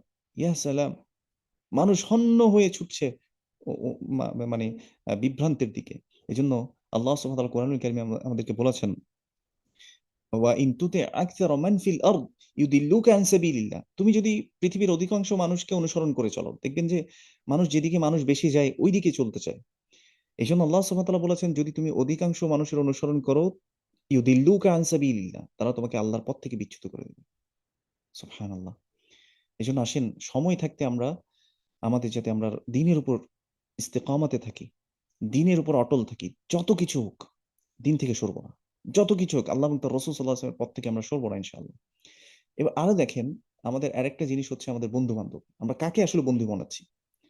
আল্লাহ সুবহানাহু ওয়া তাআলা বলেছেন, ইয়াউমা ইয়াউদ্দু যালিমু আলা ইয়াদাইহি, সেদিন অপরাধীরা তাদের এই রক্তে মাংসের হাড়টাকে কামড়াবে, চাবাবে তারা, চাবিয়ে চাবিয়ে তারা বলবে, ইয়াকুলু ইয়া লাইতানি ইত্তাখাযতু মা'আর রাসূলি সাবিলা, হায় হায় দুর্ভোগ, আমি যদি রাসূল সাল্লাল্লাহু আলাইহি সাল্লামের সাথে আমার পথটাকে বেছে নিতাম, আমি যদি অমুক নেতা, অমুক আদর্শ, অমুক এটা বলেছে, অমুক বিপ্লবী, অমুক এটা, ওদের পিছনে না গিয়ে আমি যদি রাসূল সাল্লাল্লাহু আলাইহি সাল্লামকে আমার আদর্শ বানাতাম, তার পথটাই যদি আমি বেছে নিতাম, তার অনুসরণই যদি করতাম, তাকেই যদি আমি আদর্শ বানাতাম, এরপর সে বলবে আরো আফসোস করে, ইয়া লাইতানি ইত্তাখাযতু মা'আর রাসূলি সাবিলা, তারপর বলবে, ইয়া ওয়াইলাতা লাইতানি, দুর্ভোগ দুর্ভোগ আমার জন্য, লাম আত্তাখিয ফুলানান খলিলা, আমি যদি অমুককে আমার বন্ধু হিসেবে না নিতাম, অন্তরঙ্গ বন্ধু হিসেবে না নিতাম।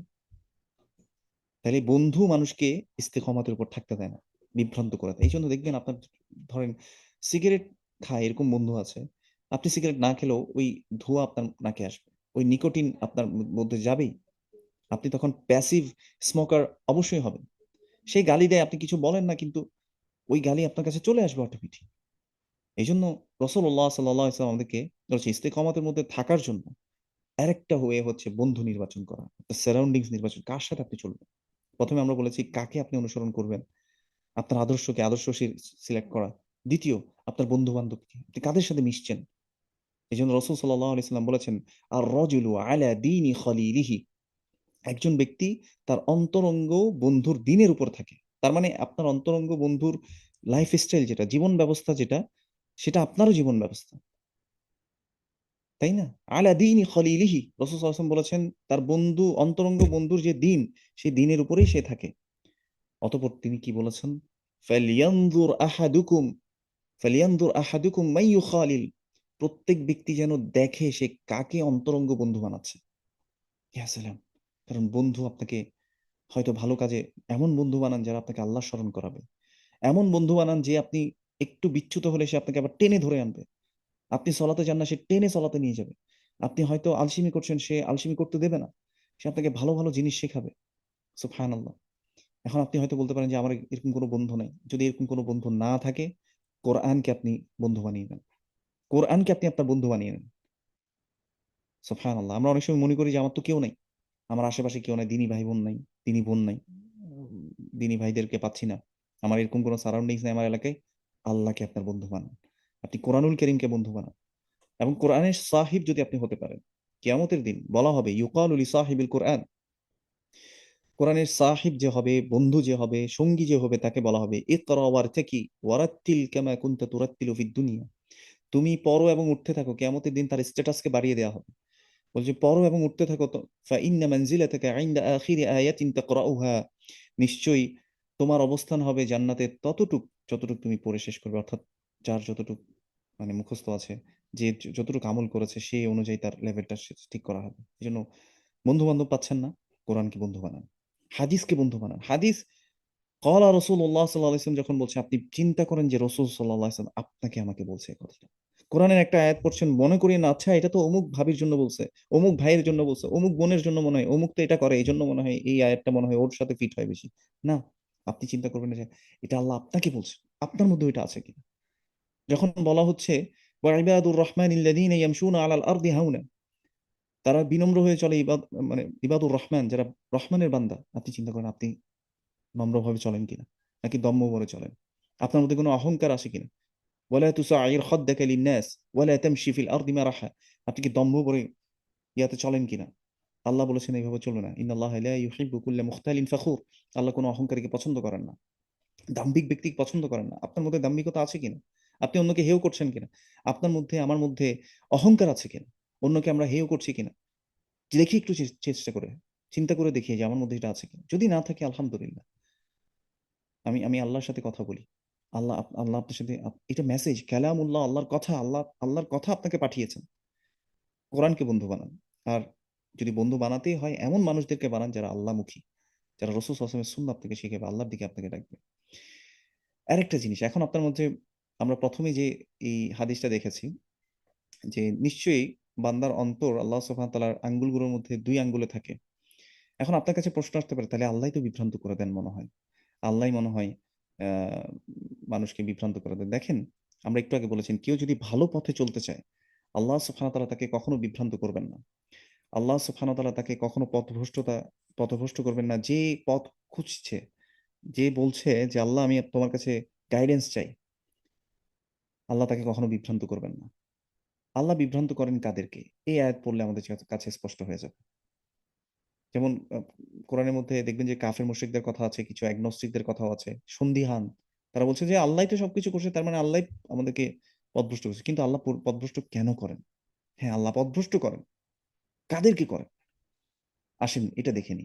আল্লাহ সুবহানাহু ওয়া তাআলা বলেছেন, আফারাআইতা মান ইত্তাখাযা ইলাহাহু হাওয়াহু, তবে কি আপনি লক্ষ্য করেছেন তাকে যে তার নিজের খেয়াল খুশিকে, উইমস এন্ড ডিজায়ারকে নিজের ইলাহ বানিয়ে নিয়েছে। এর ফলশ্রুতিতে কি হয়েছে? وَأَضَلَّهُ اللَّهُ عَلَى عِلْمٍ وَخَتَمَ عَلَى سَمْعِهِ وَقَلْبِهِ وَجَعَلَ عَلَى بَصَرِهِ غِشَاوَةً فَمَن يَهْدِيهِ مِن بَعْدِ اللَّهِ أَفَلَا تَذَكَّرُونَ। আল্লাহ সুবহানাহু ওয়া তাআলা বলেছেন, আর তার কাছে জ্ঞান আসার পরও আল্লাহ সুবহানাহু ওয়া তাআলা তাকে কি করে দিয়েছেন? বিভ্রান্ত করেছেন, পথভ্রষ্ট করে দিয়েছেন, এবং তার কান এবং হৃদয়ে আল্লাহ মোহর এঁটে দিয়েছেন, তার চোখের সামনে পর্দা আবরণ দিয়ে দিয়েছেন। অপরাধ কি ছিল তার? সে তার মানে ইত্তাখাযা ইলাহাহু হাওয়াহু, নিজের উইমস এন্ড ডিজায়ার, নিজের যে প্রবৃত্তি আছে সেটাকে ইলাহ বানিয়ে নিয়েছে। এজন্য সে আল্লাহকে প্রায়োরিটি দেয় না, সে প্রায়োরিটি দেয় তার মন যেটা ভাল লাগে। মন সাই দিলে করে, মন সাই না দিলে করে না। মনে ভাল লাগতেছে এটা করে, মনে ভাল লাগতেছে করে না। একজন ব্যক্তি আজকে আহ, বলতেই পারে যে আমার মন যেটা ভাল লাগে আমি সেটাই করবো, আমার মনে যেটা ভাল লাগে মনেরটা শুনবো আমি। আপনি দেখবেন যে এরকম অনেক মানুষ আছে যারা মনের ইবাদত করে। আল্লাহ সুবহানাহু ওয়া তাআলা, যদি আমরা পুরো কোরআন দেখি যে মানুষ তিন ভাবে বিভক্ত হয়। একটা হচ্ছে কেউ হচ্ছে আল্লাহর বান্দা একনিষ্ঠ, যারা ইবাদুল্লাহ, ইবাদুর রহমান। আরেক ধরনের বান্দা আছে যারা হচ্ছে ইবাদুল ইবাদুল হাওয়া, যারা হচ্ছে এই যে প্রবৃত্তি পূজারী, প্রবৃত্তিকে তার ইলাহ বানিয়ে নিয়েছে। এই যে আমরা কি বলেছি, কামালুল মাহাব্বা, কামালুত তাআ, কামালুত তা'যীম, সবচেয়ে বেশি সম্মান, সবচেয়ে বেশি আনুগত্য, সবচেয়ে বেশি ভালোবাসা যার প্রতি প্রদর্শন করা হয় সে হচ্ছে ইলাহ। তো তারা তাদের সবচেয়ে বেশি ভালোবাসা, তাদের সবচেয়ে বেশি আনুগত্য, তাদের সবচেয়ে বেশি সম্মান তারা তাদের হৃদয়কে করে, অন্তর মানে তাদের হাওয়া যেটা আছে, উইমস এন্ড ডিজায়ার, প্রবৃত্তিকে তারা ইলাহ বানিয়ে নিয়েছে। মন ভাল লাগতেছে করবে, মন ভাল লাগতেছে করবে না, মন চাইলে করবে, মন চাইলে করবে না, এরকম হয়ে গেছে। এই কারণে শাস্তি স্বরূপ আল্লাহ সুবহানাহু ওয়া তাআলা তাদেরকে পথভ্রষ্ট করে দিয়েছে, যেহেতু তারা নিজের মনকে প্রায়োরিটি দিচ্ছে। আল্লাহর যে বিধান আল্লাহ জানিয়ে দিয়েছিল, ইন্না হাদাইনাহু সাবিলা ইম্মা শাকিরা ওয়া ইম্মা কাফুরা, তারা এটা মানে নাই। এই জন্য তারা ইস্তিকামতের উপর নাই। তারা যেহেতু হাওয়ার অনুসরণ করছে, তারা যেহেতু তাদের প্রবৃত্তির পূজা করছে, আল্লাহ সুবহানাহু ওয়া তাআলা তাদেরকে বিভ্রান্ত করে দিয়েছে। আল্লাহ বলছেন, আফালা তাযাক্কারুন, তারপরেও কি তোমরা উপদেশ গ্রহণ করবে না? আল্লাহ আমাদেরকে উপদেশ গ্রহণ করার তৌফিক দান করুন, আমিন। এরপর আমরা সূরাতুন নাজিয়াতে চলে যাব। পৃথিবীতে এই দুই ক্যাটাগরির মানুষকে আপনি দেখবেন। আল্লাহ সুবহানাহু ওয়া তাআলা বলেছেন, فَأَمَّا مَنْ طَغَى وَآثَرَ الْحَيَاةَ الدُّنْيَا فَإِنَّ الْجَحِيمَ هِيَ الْمَأْوَى। فَأَمَّا مَنْ طَغَى, যে ব্যক্তি সীমা লঙ্ঘন করেছে, وَآثَرَ الْحَيَاةَ الدُّنْيا, যে দুনিয়ার জীবনকে প্রায়োরিটাইজ করেছে, প্রায়োরিটি দিয়েছে, অগ্রাধিকার দিয়েছে সবার আগে পৃথিবীকে, দুনিয়াকে, দুনিয়ার জীবনকে নিয়ে আগে ভাবছে সে। আচ্ছা, আমি এটা করলে এটা পাবো, এটা করলে এটা পাবো, এটা করলে এটা পাবো, যেভাবে চিন্তা করতেছে, এবং সে আল্লাহর অবাধ্যতা করতেছে। মানে আল্লাহর অবাধ্যতা করতেছে কেন? দুনিয়াতে ভালো থাকার জন্য। ঘুষ খাচ্ছে কেন? দুনিয়াতে ভালো থাকার জন্য। ঘুষ খাচ্ছে বাচ্চা কাচ্চাকে মানুষ করার জন্য। অন্যের হক মেরে দিচ্ছে নিজে একটু ভালো থাকার জন্য, দুনিয়ার জীবনকে সে প্রায়োরিটি দিচ্ছে। সে, ধরুন সে জেনে গেছে রাসূল সাল্লাল্লাহু আলাইহি ওয়াসাল্লামের সুন্নাহ এটা, সে তারপরেও মানছে না, দুনিয়ার জীবনকে প্রাধান্য দিচ্ছে। না রে, আমার তো খ্যাত খ্যাত লাগবে, একটু বুড়া বুড়া লাগবে, দাড়ি রাখলে কেমন হয়, আর পর্দা করলে মানুষ বলবে যে টেন্টের মতো লাগে, আর কেমন হয়, একটু বলবে যে তোকে তো বুড়ি বুড়ি বুড়ি বুড়ি বুড়ি লাগতেছে। হ্যাঁ, পর্দা করছে, এখন একটু না সাজলে কি হয়? তাহলে এখানে একটু পর্দার মানে হিজাবের এই জায়গায় একটু ফুল দিল, পর্দার মানে যে বোরকার মধ্যে একটু জরি-টরি টাইপের কিছু একটা দিল, যেটা একটু চকচক করে, কালারিং কিছু জিনিস দিল। মনের মধ্যে এটা আসতেছে যে দুনিয়াকে একটু প্রায়োরিটি দিতে হবে। কেন? যাতে আমাকে মানুষের কাছে আমি ভ্যালিডেশন চাই। তো এরকম যারা হবে, যে সীমা লঙ্ঘন করবে এবং দুনিয়ার জীবনকে সবার আগে প্রাধান্য দিবে। না, আমি আসলে ওই পর্দা বলছি না যারা আসলেই পর্দা করছে। কিছু মানুষ দেখবেন যে আসলে পর্দাটা করতেছে ফ্যাশনের জন্য। ফ্যাশনের জন্য পর্দা করতেছে। দাড়ি রাখছে ফ্যাশনের জন্য। কেটে, কেটে এখান দিয়ে বিভিন্ন ডিজাইন করছে। হ্যাঁ? ডিজাইন করে দাড়ি রাখছে। আ আল্লাহ আমাদেরকে হেফাজত করুন। এরকম মানুষরা দুনিয়ার জীবনকে আসলে সবার আগে অগ্রাধিকার দিচ্ছে। আসারাল হায়াতুদ দুনিয়া। প্রায়োরিটি দিচ্ছে। প্রায়োরিটি লিস্টে সবার আগে দুনিয়া তাদের। আল্লাহ বলছেন, "ফাইন্নাল জাহিমা হিয়াল মাওয়া।" তাদের জন্য বাসস্থান হচ্ছে জাহান্নাম। কারণ যেহেতু তারা দুনিয়ার জীবনকে আগে অগ্রাধিকার দিয়েছে। এটা এক ধরনের গ্রুপ। আমরা এদেরকে বামপন্থী বলতে পারি। এবার আসেন ডানপন্থী। ওয়া আম্মা মান খাফা মাকামা রাব্বিহ। ডানপন্থী যারা মানুষ বলছে, আর যে ব্যক্তি তার রবের সামনে দাঁড়ানোকে ভয় করবে। হ্যাঁ, ওয়া নাহান নাফসা আনিল হাওয়া, এবং নিজের কুপ্রবৃত্তিকে সে বাধা দিয়ে রাখবে, নিবৃত করে রাখবে। এটাকে সর্বোচ্চ সে বাধাগ্রস্ত করবে। মন চাচ্ছে না ফজরের সলাতে ব্ল্যাঙ্কেটটা ফেলে আমি যাব। মন চাচ্ছে না। ঠান্ডা পানি ধরবো, মন চাচ্ছে না। তারপরেও সে মনের বিরুদ্ধে চলে গেছে। নাহান নাফস। সে নাফস বলছে, ইন্নান নাফসা লাম্মারাতুম বিসু। আল্লাহ বলেছেন যে নাফস মানুষকে খারাপের দিকে ডাকে। তো সে খারাপটা মানে বাধা দিয়ে সে উঠে গেছে। ফজরের সালাতে উঠে গেছে। অ্যালার্ম দিতে ইচ্ছে করতেছে না, রাতে দেরি করে ঘুমিয়েছে। তারপরে সে অ্যালার্ম দিয়েছে। দিয়েই ঘুমিয়েছে। সে অজু করতে গেছে। সে ঠান্ডা পানি দিয়ে অজু করেছে। ঠান্ডার ভিতর দিয়ে সে ফজরের সালাতে গিয়েছে। বন্ধুরা, গরমের সময় পর্দা করতে ইচ্ছে করতেছে না। একটু খুলে রাখি। একটু খুলে বের হই আজকে। হ্যাঁ? এত ইয়া করার দরকার নেই। না, সে তার মনকে দিলে না। বিয়ের অনুষ্ঠানে যাচ্ছে। একটু ওই যে ফুলালা বোরকাটা একটু পরি, সবাই একটু সুন্দর বলবে। না, মন চাচ্ছে কিন্তু সে এটা করে নাই। না, আমি পরপুরুষের সামনে আমার সৌন্দর্য প্রদর্শন করব না। আমি আমার স্বামীর জন্য আমার বিউটিকে আমি হেফাজত করব। এটাকে প্রটেক্ট করে রাখবো। সে নিজের মনকে বাধা দিয়ে রেখেছে। তাহলে আল্লাহ বলছেন, ফাআম্মা মান খাফা মাকামা রাব্বিহি, যে তার রবের সামনে দাঁড়ানোকে ভয় করে, ওয়া নাহান নাফসা আনিল হাওয়া, নিজের প্রবৃত্তিকে যে বাধা দিয়ে রাখতে পারে, ফাইন্নাল জান্নাতা হিয়াল মাওয়া, তার জন্যই হচ্ছে বাসস্থান। সুবহানাল্লাহ। তাহলে এখন দেখেন আমরা আসলে কি প্রায়োরিটি দিচ্ছি। আমি যদি বুঝি যে না, আমি এটা জান্নাতের জন্যই করছি, আমি মানুষের জন্য চাচ্ছি না, আমি এক্সটার্নাল ভ্যালিডেশন চাই না, আমি মানুষের কাছ থেকে কোনো প্রতিদান চাই না। দেখবেন যে কিছু মানুষ তার মা বাবার সেবা করছে। এখন মা বাবার সেবা করার পর মা হয়তো যে ভাই বোনটা আসলে খোঁজ খবরও নেয় না, তাকে দেখা যায় ফোন করে খবর নিচ্ছে যে মা কেমন আছো, খেয়েছো, বাবুরা কেমন আছে।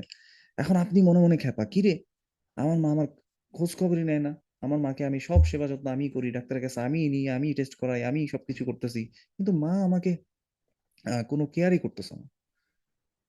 কারণ আমি আপনি কি করি? মানুষের কাছে এক্সটার্নাল ভ্যালিডেশন চাই।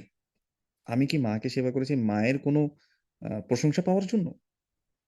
আবার দেখা যাচ্ছে আমি একটা ভালো কাজ করেছি, আ কোথাও একটা দান করেছি। আমি মনে, মনে আশা করছি যে আমার নামটা একটু অ্যানাউন্স হবে। এখন অ্যানাউন্স করল না। তখন আমার মন খারাপ হয়ে যায়। এই যে এক্সটার্নাল ভ্যালিডেশন, আমি আসলে কি প্রায়োরিটি দিচ্ছি? আবার আমরা চিন্তা করি, অনেকে দেখবেন বলে যে আলেম হতে চাই। অনেকে প্রশ্ন করে যে আলেম হতে চাই। তো কোন প্রতিষ্ঠানে পড়বো? তো আমি আবার জিজ্ঞেস করেছি, "কেন আপনি আলেম হতে চান?" বলে যে, "আল্লাহ আলেম হতে ভালো করেছে।" বলছে, "কোন জায়গায় পড়লে সার্টিফিকেট, আপনি কি সার্টিফিকেট দিবেন?" আচ্ছা, সার্টিফিকেট দিলে কেমন হয়? বা ওই প্রতিষ্ঠানে সার্টিফিকেট দিবে কিনা? তাহলে ১ম চিন্তা হচ্ছে দুনিয়া। যে আলেম স্বীকৃতি পাবে এই জন্য সে এই জায়গায় পড়বে, এই জায়গায় পড়বে। কিন্তু শেখার জন্য অনেকগুলো ওয়ে আছে। এই যে আমাদের তাইবা একাডেমি তো এখন ডিপ্লোমা চলছে। এটা প্রচার প্রসার করেন, এটা শেখেন। এটা লা বুদ্দা মিনহু। এই ইলম আপনাকে জানতেই হবে। ইসলাম, ইসলামের বেসিক এই জ্ঞান আপনার থাকতেই হবে। তাহলে জানার জন্য জানা। এবং রাসূল সাল্লাল্লাহু আলাইহি ওয়াসাল্লাম বলেছেন, মান সালাকা তরিকান ইয়ালতামিসু ফিহি ইলমান সাহহালাল্লাহু লাহু বিহি তরিকান ইলাল জান্নাহ। কেউ যদি জ্ঞান অর্জনের পথ চলা শুরু করে, পথের উপরে আছে সে এখনো। ইলম এখন পুরোপুরি অর্জন করে নাই, ধরেন মুফতিও হয় নাই, মুহাদ্দিস হয় নাই, কোনো আলেম হয় নাই, শেখ হয় নাই, কোনো কিছু হয় নাই, উস্তাদ হয় নাই, মুফতি হয় নাই। কিন্তু সে যে পথের উপর আছে, এর দ্বারা আল্লাহ সুবহানাহু ওয়া তাআলা তার জান্নাতের পথকে সহজ করবে। তাহলে কেন এক্সটার্নাল ভ্যালিডেশন আমার দরকার আছে? কোন একটা ভালো কাজ করে আল্লাহ সুবহানাহু ওয়া তাআলা আমাকে প্রতিদান দিবেন, আল্লাহর কাছে আশা করব। মা আমার সাথে ভালো ব্যবহার করবে, ভাইয়ের সাথে আমি একটু ভাইকে উপকার করেছিলাম এজন্য দেয়ারফর ভাই আমাকে উপকার করবে। না, এজন্য করব না। আমরা দুনিয়ার জীবনকে প্রাধান্য দিই। দুনিয়া দিয়ে মাপবো না। দুনিয়াতে সবকিছুর প্রতিদান আসলে পাবো না। দিতেও পারে আল্লাহ সুবহানাহু ওয়া তাআলা, কিন্তু সবকিছুই আশা করব না এখানে। আশা রাখবো আল্লাহর প্রতি ইনশাআল্লাহ। তাহলে এটা একটা ফ্যাক্টর। আমরা দেখা যাচ্ছে মানুষের কাছে এক্সটার্নাল ভ্যালিডেশন চাই। দুনিয়ার জীবনকে প্রাধান্য দিই। এজন্য ইস্তেকামতের উপর থাকতে পারি না। আল্লাহ সুবহানাহু ওয়া তাআলা বলেছেন, "ওয়া নাবলুকুম বিশ-শাররি ওয়াল খাইরি ফিতনাহ।" আমি তোমাকে খারাপ এবং ভালো উভয় দিয়েই পরীক্ষা করব। এখন যখন বিপদ-আপদ আমার কাছে আসছে, এবার আমি চিন্তা করতেছি, "ও আল্লাহ, ওয়াই মি?" আল্লাহ, কেন আমাকে আপনি এই পরীক্ষায় ফেললেন? আপনি কেন আমাকে এই পরীক্ষায় ফেললেন? আর আর কি কেউ ছিল না? দেখবেন কিছু মানুষ এরকম হা-হুতাশ করতে থাকে। এজন্য ইবনুল কাইয়িম রাহিমাহুল্লাহ বলেছেন, "হায়াতুল মুমিন বাইনা শুকরি ওয়াস সবর।" মুমিনের অবস্থা ২ টার একটার মধ্যে থাকবে। হয় সে শুকরিয়াকারী বান্দা, মানে শুকরিয়াকারী অবস্থার মধ্যে থাকবে, শুকরগুজার হয়ে, আল্লাহর প্রতি থ্যাঙ্কফুল হয়ে। আরেকটা অবস্থা থাকবে তার সবরের অবস্থা। তাহলে খারাপ এবং ভালো দিয়ে আল্লাহ পরীক্ষা করবেন। এজন্য রাসূল সাল্লাল্লাহু আলাইহি ওয়াসাল্লাম বলেছেন, "আজাবান লিআমরিল মুমিন।" মুমিনের বিষয়টা আশ্চর্যজনক। যে তার প্রত্যেকটা জায়গায় তার জন্য কল্যাণ আছে। ইযা আসাবাতহু সাররা শাকারা ফাকানা খায়রান লাহ। তার কাছে যখন সুখকর কোনো বিষয় পৌঁছায়, সে তখন আল্লাহর শুকরিয়া আদায় করে, এটা তার জন্য কল্যাণকর হয়ে আছে। ওয়া ইযা আসাবাতহু দাররা, তার কাছে যখন কোনো অকল্যাণ বা মনের ইচ্ছার বিরুদ্ধে বিপদ-আপদ, কষ্ট-দুঃখ পৌঁছায়, সাবারা, সে তখন সবর করে, ফাকানা খায়রান লাহ, এটা তার জন্য কল্যাণকর হয়ে যায়। সুবহানাল্লাহ! তাহলে মুমিনের তো কোনো লস নাই। আরেকটা ফ্যাক্টর যেটা হয়, যেটা আমরা আগেই আলোচনা করে ফেলেছি, শয়তান আমাদেরকে ইস্তেকামতের উপর থাকতে দেয় না। এবং সে আল্লাহর কাছ থেকে প্রমিস করে এসেছে, ক্বালা ফাবিইজ্জাতিকা লাউগবিয়ান্নাহুম আজমাইন। আমি অবশ্যই তাদের সবাইকে পথভ্রষ্ট করব। কিন্তু ইল্লা ইবাদিকা মিনহুমুল মুখলাসিন। তবে তাদেরকে ছাড়া যারা আপনার একনিষ্ঠ বান্দা। এদেরকে আল্লাহ সুবহানাহু ওয়া তাআলা শয়তানকে পথভ্রষ্ট করতে দেবেন না। এজন্য আমি আপনি যদি ইখলাস ধরে রাখতে পারি, আমরা আমরা যদি ইস্তেকামাতের উপর থাকতে পারি, শয়তানের কোনো প্রাধান্য আমাদের উপর আসলে থাকবে না। শেষ করব, ইস্তেকামাতে থাকলে কি হবে? আল্লাহ সুবহানাহু ওয়া তাআলা বলেছেন, "ইন্নাল্লাযীনা ক্বালু রাব্বুনাল্লাহ", যারা বলবে আমাদের রব আল্লাহ, সুম্মা ইসতাকামু, এটার উপর অটল থাকবে। তার মানে আল্লাহকে রব হিসেবে মেনে তারা অটল থাকবে। তারা কোনো নেতা, কোনো দেশের এই পরিস্থিতিতে তারা আবার ইসলাম থেকে বের হয়ে অন্য দিন ব্যবস্থা, আচ্ছা ওরকম করলে মনে হয় ভালো হয়, ওরকম করলে ভালো হয়। অমুক ইন্টেলিজেন্টরা এটা বলেছে, ইন্টেলেকচুয়ালসরা এরকম আ আমাদেরকে প্রেসক্রিপশন দিয়েছে, আমরা প্রেসক্রাইব করেছে, আমরা ওইটাকেই ফলো করব। না। তারা বলে যে, "ইন্নাল্লাযীনা ক্বালু রাব্বুনাল্লাহ সুম্মা ইসতাকামু", যারা বলে আমাদের রব আল্লাহ, আমরা সেটার উপর কি করলাম? ইস্তেকামাত আছে। যারা এটার উপরে ইস্তেকামাত থাকবে, সুম্মা ইসতাকামু, এটার উপর অটল থাকবে, দৃঢ় থাকবে, ইস্তেকামাতের উপর থাকবে। তাতানাজ্জালু আলাইহিমুল মালায়েকা। ইয়ানি ইনদাল মাউত, মৃত্যুর সময় তাদের কাছে মালায়েকারা আসবে, এসে বলবে, আল্লা তাখাফু ওয়ালা তাহজানু। তোমরা কোনো ভয় করিও না। আমাদের জীবনে অনেক ভয় আছে, তাই না? আমি মারা গেলে আমার বাচ্চার কি হবে? আমি মারা গেলে আমার বউয়ের কি হবে? আমি মারা গেলে আমার মানে আম্মু-আব্বুর কি হবে? আমার ফ্যামিলির কি হবে? আমার ব্যবসাটার কি হবে? অনেক ভয় এবং আমাদের টেনশন। আল্লাহ আমাকে মাফ করবেন নাকি করবেন না? আল্লাহর শাস্তি পতিত হয়ে যাব কিনা? দেখেন, একজন ব্যক্তি যে আল্লাহকে রব হিসেবে মেনে নিয়েছে, এরপর ইস্তেকামাতের উপর থেকেছে। মালায়েকার মাধ্যমে মৃত্যুর সময় আল্লাহ সুবহানাহু ওয়া তাআলা জানিয়ে দিবেন যে, আল্লা তাখাফ, কোনো ভয় করিও না। কোনো ভয় নেই। ওগুলো, এই যে এতগুলো ভয় রাখতেছো তোমার মাথার মধ্যে, আল্লা তাখাফ ওয়ালা তাহজানু, চিন্তাও করিও না। কোনো টেনশন নাই। ওয়া আবশিরু বিল জান্নাতি আল্লাতী কুনতুম তুআদুন। ওই জান্নাতের ওয়াদা যেটা তোমাদের সাথে করা হয়েছে, সেটার সুসংবাদ গ্রহণ করো। এই কথা জানার সাথে একজন বান্দা মৃত্যুকে সে আলিঙ্গন করবে। মৃত্যুকে সে ভালোবাসা শুরু করবে। ওয়ালিহাযা ক্বালা আলাইহিস সালাতু ওয়াসসালাম, এজন্য রাসূল সাল্লাল্লাহু আলাইহি ওয়াসাল্লাম বলেছেন যে, মান আহাব্বা লিকা আল্লাহি আহাব্বাল্লাহু লিকাআহ ওয়া মান কারিহা লিকা আল্লাহি কারিহাল্লাহু লিকাআহ। যে ব্যক্তি আল্লাহর সাক্ষাৎকে পছন্দ করে, আল্লাহও তার সাক্ষাৎকে পছন্দ করে। কারণ আপনি যখন সুসংবাদ পেয়ে গেছেন, আপনি এখন ভালোবাসবেন যে কিভাবে এখন আমি আল্লাহর কাছে তাড়াতাড়ি যাব। আর যে ব্যক্তি আল্লাহর সাক্ষাৎকে অপছন্দ করে, কারা অপছন্দ করবে? ওই যে আল্লাহ সুবহানাহু ওয়া তাআলা বলেছেন যে তুমি সেদিন অপরাধীদেরকে দেখতে পারবে, তাদের কাছে মালাইকা আসবে তাদের মৃত্যুর সময়, ইয়াদরিবুনা উজুহাহুম ওয়া আদবারাহুম, তাদেরকে মুখে পিটাবে, পিছন দিকে তাদেরকে পিটাবে, পিটায় পিটায় বলবে ওয়াদুকু আযাবাল হারিক, যে আসো এবার আল্লাহর শাস্তির দিকে আসো। তো সে আল্লাহর সাক্ষীকে অপছন্দ করবে। আল্লাহ আমাদেরকে হেফাজত করুক। এবং সে তখন আল্লাহর সাক্ষাৎকে অপছন্দ করতে থাকবে, আল্লাহ তার সাক্ষাৎকে অপছন্দ করে। আল্লাহ আমাদেরকে এমন হওয়া থেকে হেফাজত করুন। তাহলে ইস্তেকামাতের সবচেয়ে বড় পুরস্কার হচ্ছে আমরা আল্লাহ সুবহানাহু ওয়া তাআলার পক্ষ থেকে সুসংবাদ পাবো, আল্লাহর প্রিয় বান্দাদের অন্তর্ভুক্ত হতে পারবো ইনশাআল্লাহ। আহ আব্দুল্লাহ আস-সাকাফি রাদিয়াল্লাহু তাআলা আনহু তিনি বলেন যে আমি রাসূল সাল্লাল্লাহু আলাইহি ওয়াসাল্লামকে বলেছি, কুল্লি ফিল ইসলামি কাওলান লা আসআলু আনহু আহাদান বা'দাক আও লা আসআলু আনহু আনহু আহাদান গায়রাক। আমাকে এমন ইসলামের একটা এমন বিষয় শিক্ষা দেন যেটা আপনি ছাড়া আর কারো কাছে আমার আর জিজ্ঞেস করতে হবে না। তখন রাসূল সাল্লাল্লাহু আলাইহি ওয়াসাল্লাম বলেছেন, কুল আমানতু বিল্লাহ, তুমি বলো যে আমি আল্লাহর উপরে ঈমান এনেছি। ফাস্তাকিম, এবং এটার উপর তুমি কি থাকো? আরেক রিওয়ায়াতে এসেছে সুম্মাস্তাকিম, এরপর তুমি অটল থাকো এটার উপর। মানে রব হিসেবে আল্লাহকে মেনে এটার উপর অটল থাকো। নড়ে চড়ে যেও না। অন্য কোনো জীবন ব্যবস্থার পিছনে যেও না। দুনিয়ার জীবনকে প্রায়োরিটি দিয়ে সবকিছু হারাইও না। দুনিয়ার কোনো সিচুয়েশন এর কারণে তুমি মানুষ কি বলছে তোমাকে, কিভাবে জাজ করছে। দেখবেন একটা মানুষ দাঁড়িয়ে রেখেছে, আল্লাহর জন্য রেখেছিল। এখন দাঁড়িয়েওয়ালা কোনো মানুষ সে ব্যবসায় গিয়ে সে ধরা খেয়ে গেছে। সে বলতেছে, আরে সবকিছুই তো লেবাসধারী। হ্যাঁ? এগুলো সবগুলো লেবাসী মানুষ। এদের সাথে চলে লাভ নাই। সে কি করছে এবার দাড়ি-টাড়ি সব ছেড়ে দিয়ে বলতেছে, এরকম ভন্ডামি করার দরকার নেই। বলছে, আমি চেঞ্জ হইছি কারণ আ মানে চেঞ্জ হওয়ার অনেক কারণ আছে। সে এটা বলছে। তাইলে ১ম অবস্থায় সে কার জন্য চেঞ্জ হইছে? আল্লাহর জন্য। কিন্তু 2nd অবস্থায় সে বিভ্রান্ত হয়েছে মানুষের দ্বারা, পরিবেশের দ্বারা। সে দুনিয়ার জীবনে পরীক্ষাকে বুঝতে পারেনি। এজন্য আ যেই অবস্থায় থাকি না কেন আমরা যাতে ইস্তেকামাতের উপর থাকি। যেভাবে আল্লাহ রাসূল সাল্লাল্লাহু আলাইহি ওয়াসাল্লাম বলেছেন, আমানতু বিল্লাহ, তুমি বলো যে আমি আল্লাহর উপর ঈমান এনেছি, ফাস্তাকিম, এবং এটার উপর তুমি অটল থাকো। আমরা যাতে নড়ে চড়ে না যাই। এবং শেষ করব যে হাদিসটা দিয়ে। মনে রাখবেন এত কথা বলার পর আমাদেরকে একটা কথা মনে রাখতে হবে যে আল্লাহর অনুগ্রহ ছাড়া কেউ খারাপ কাজ থেকেও বাঁচতে পারে না এবং ভালো কাজও সে করতে পারে না। রাসূলুল্লাহ সাল্লাল্লাহু আলাইহি ওয়াসাল্লাম বলেছেন, আলা উআল্লিমুকা কালিমাতান হিয়া মিন কুনুজিল জান্নাহ, আমি কি তোমাকে এমন একটা কথা শিক্ষা দেব না যেটা জান্নাতের গুপ্ত ভান্ডারের থেকে একটা ভান্ডার বা জান্নাতের ভান্ডারগুলো থেকে একটি, সেটি হচ্ছে লা হাওলা ওয়ালা কুওয়াতা ইল্লা বিল্লাহ।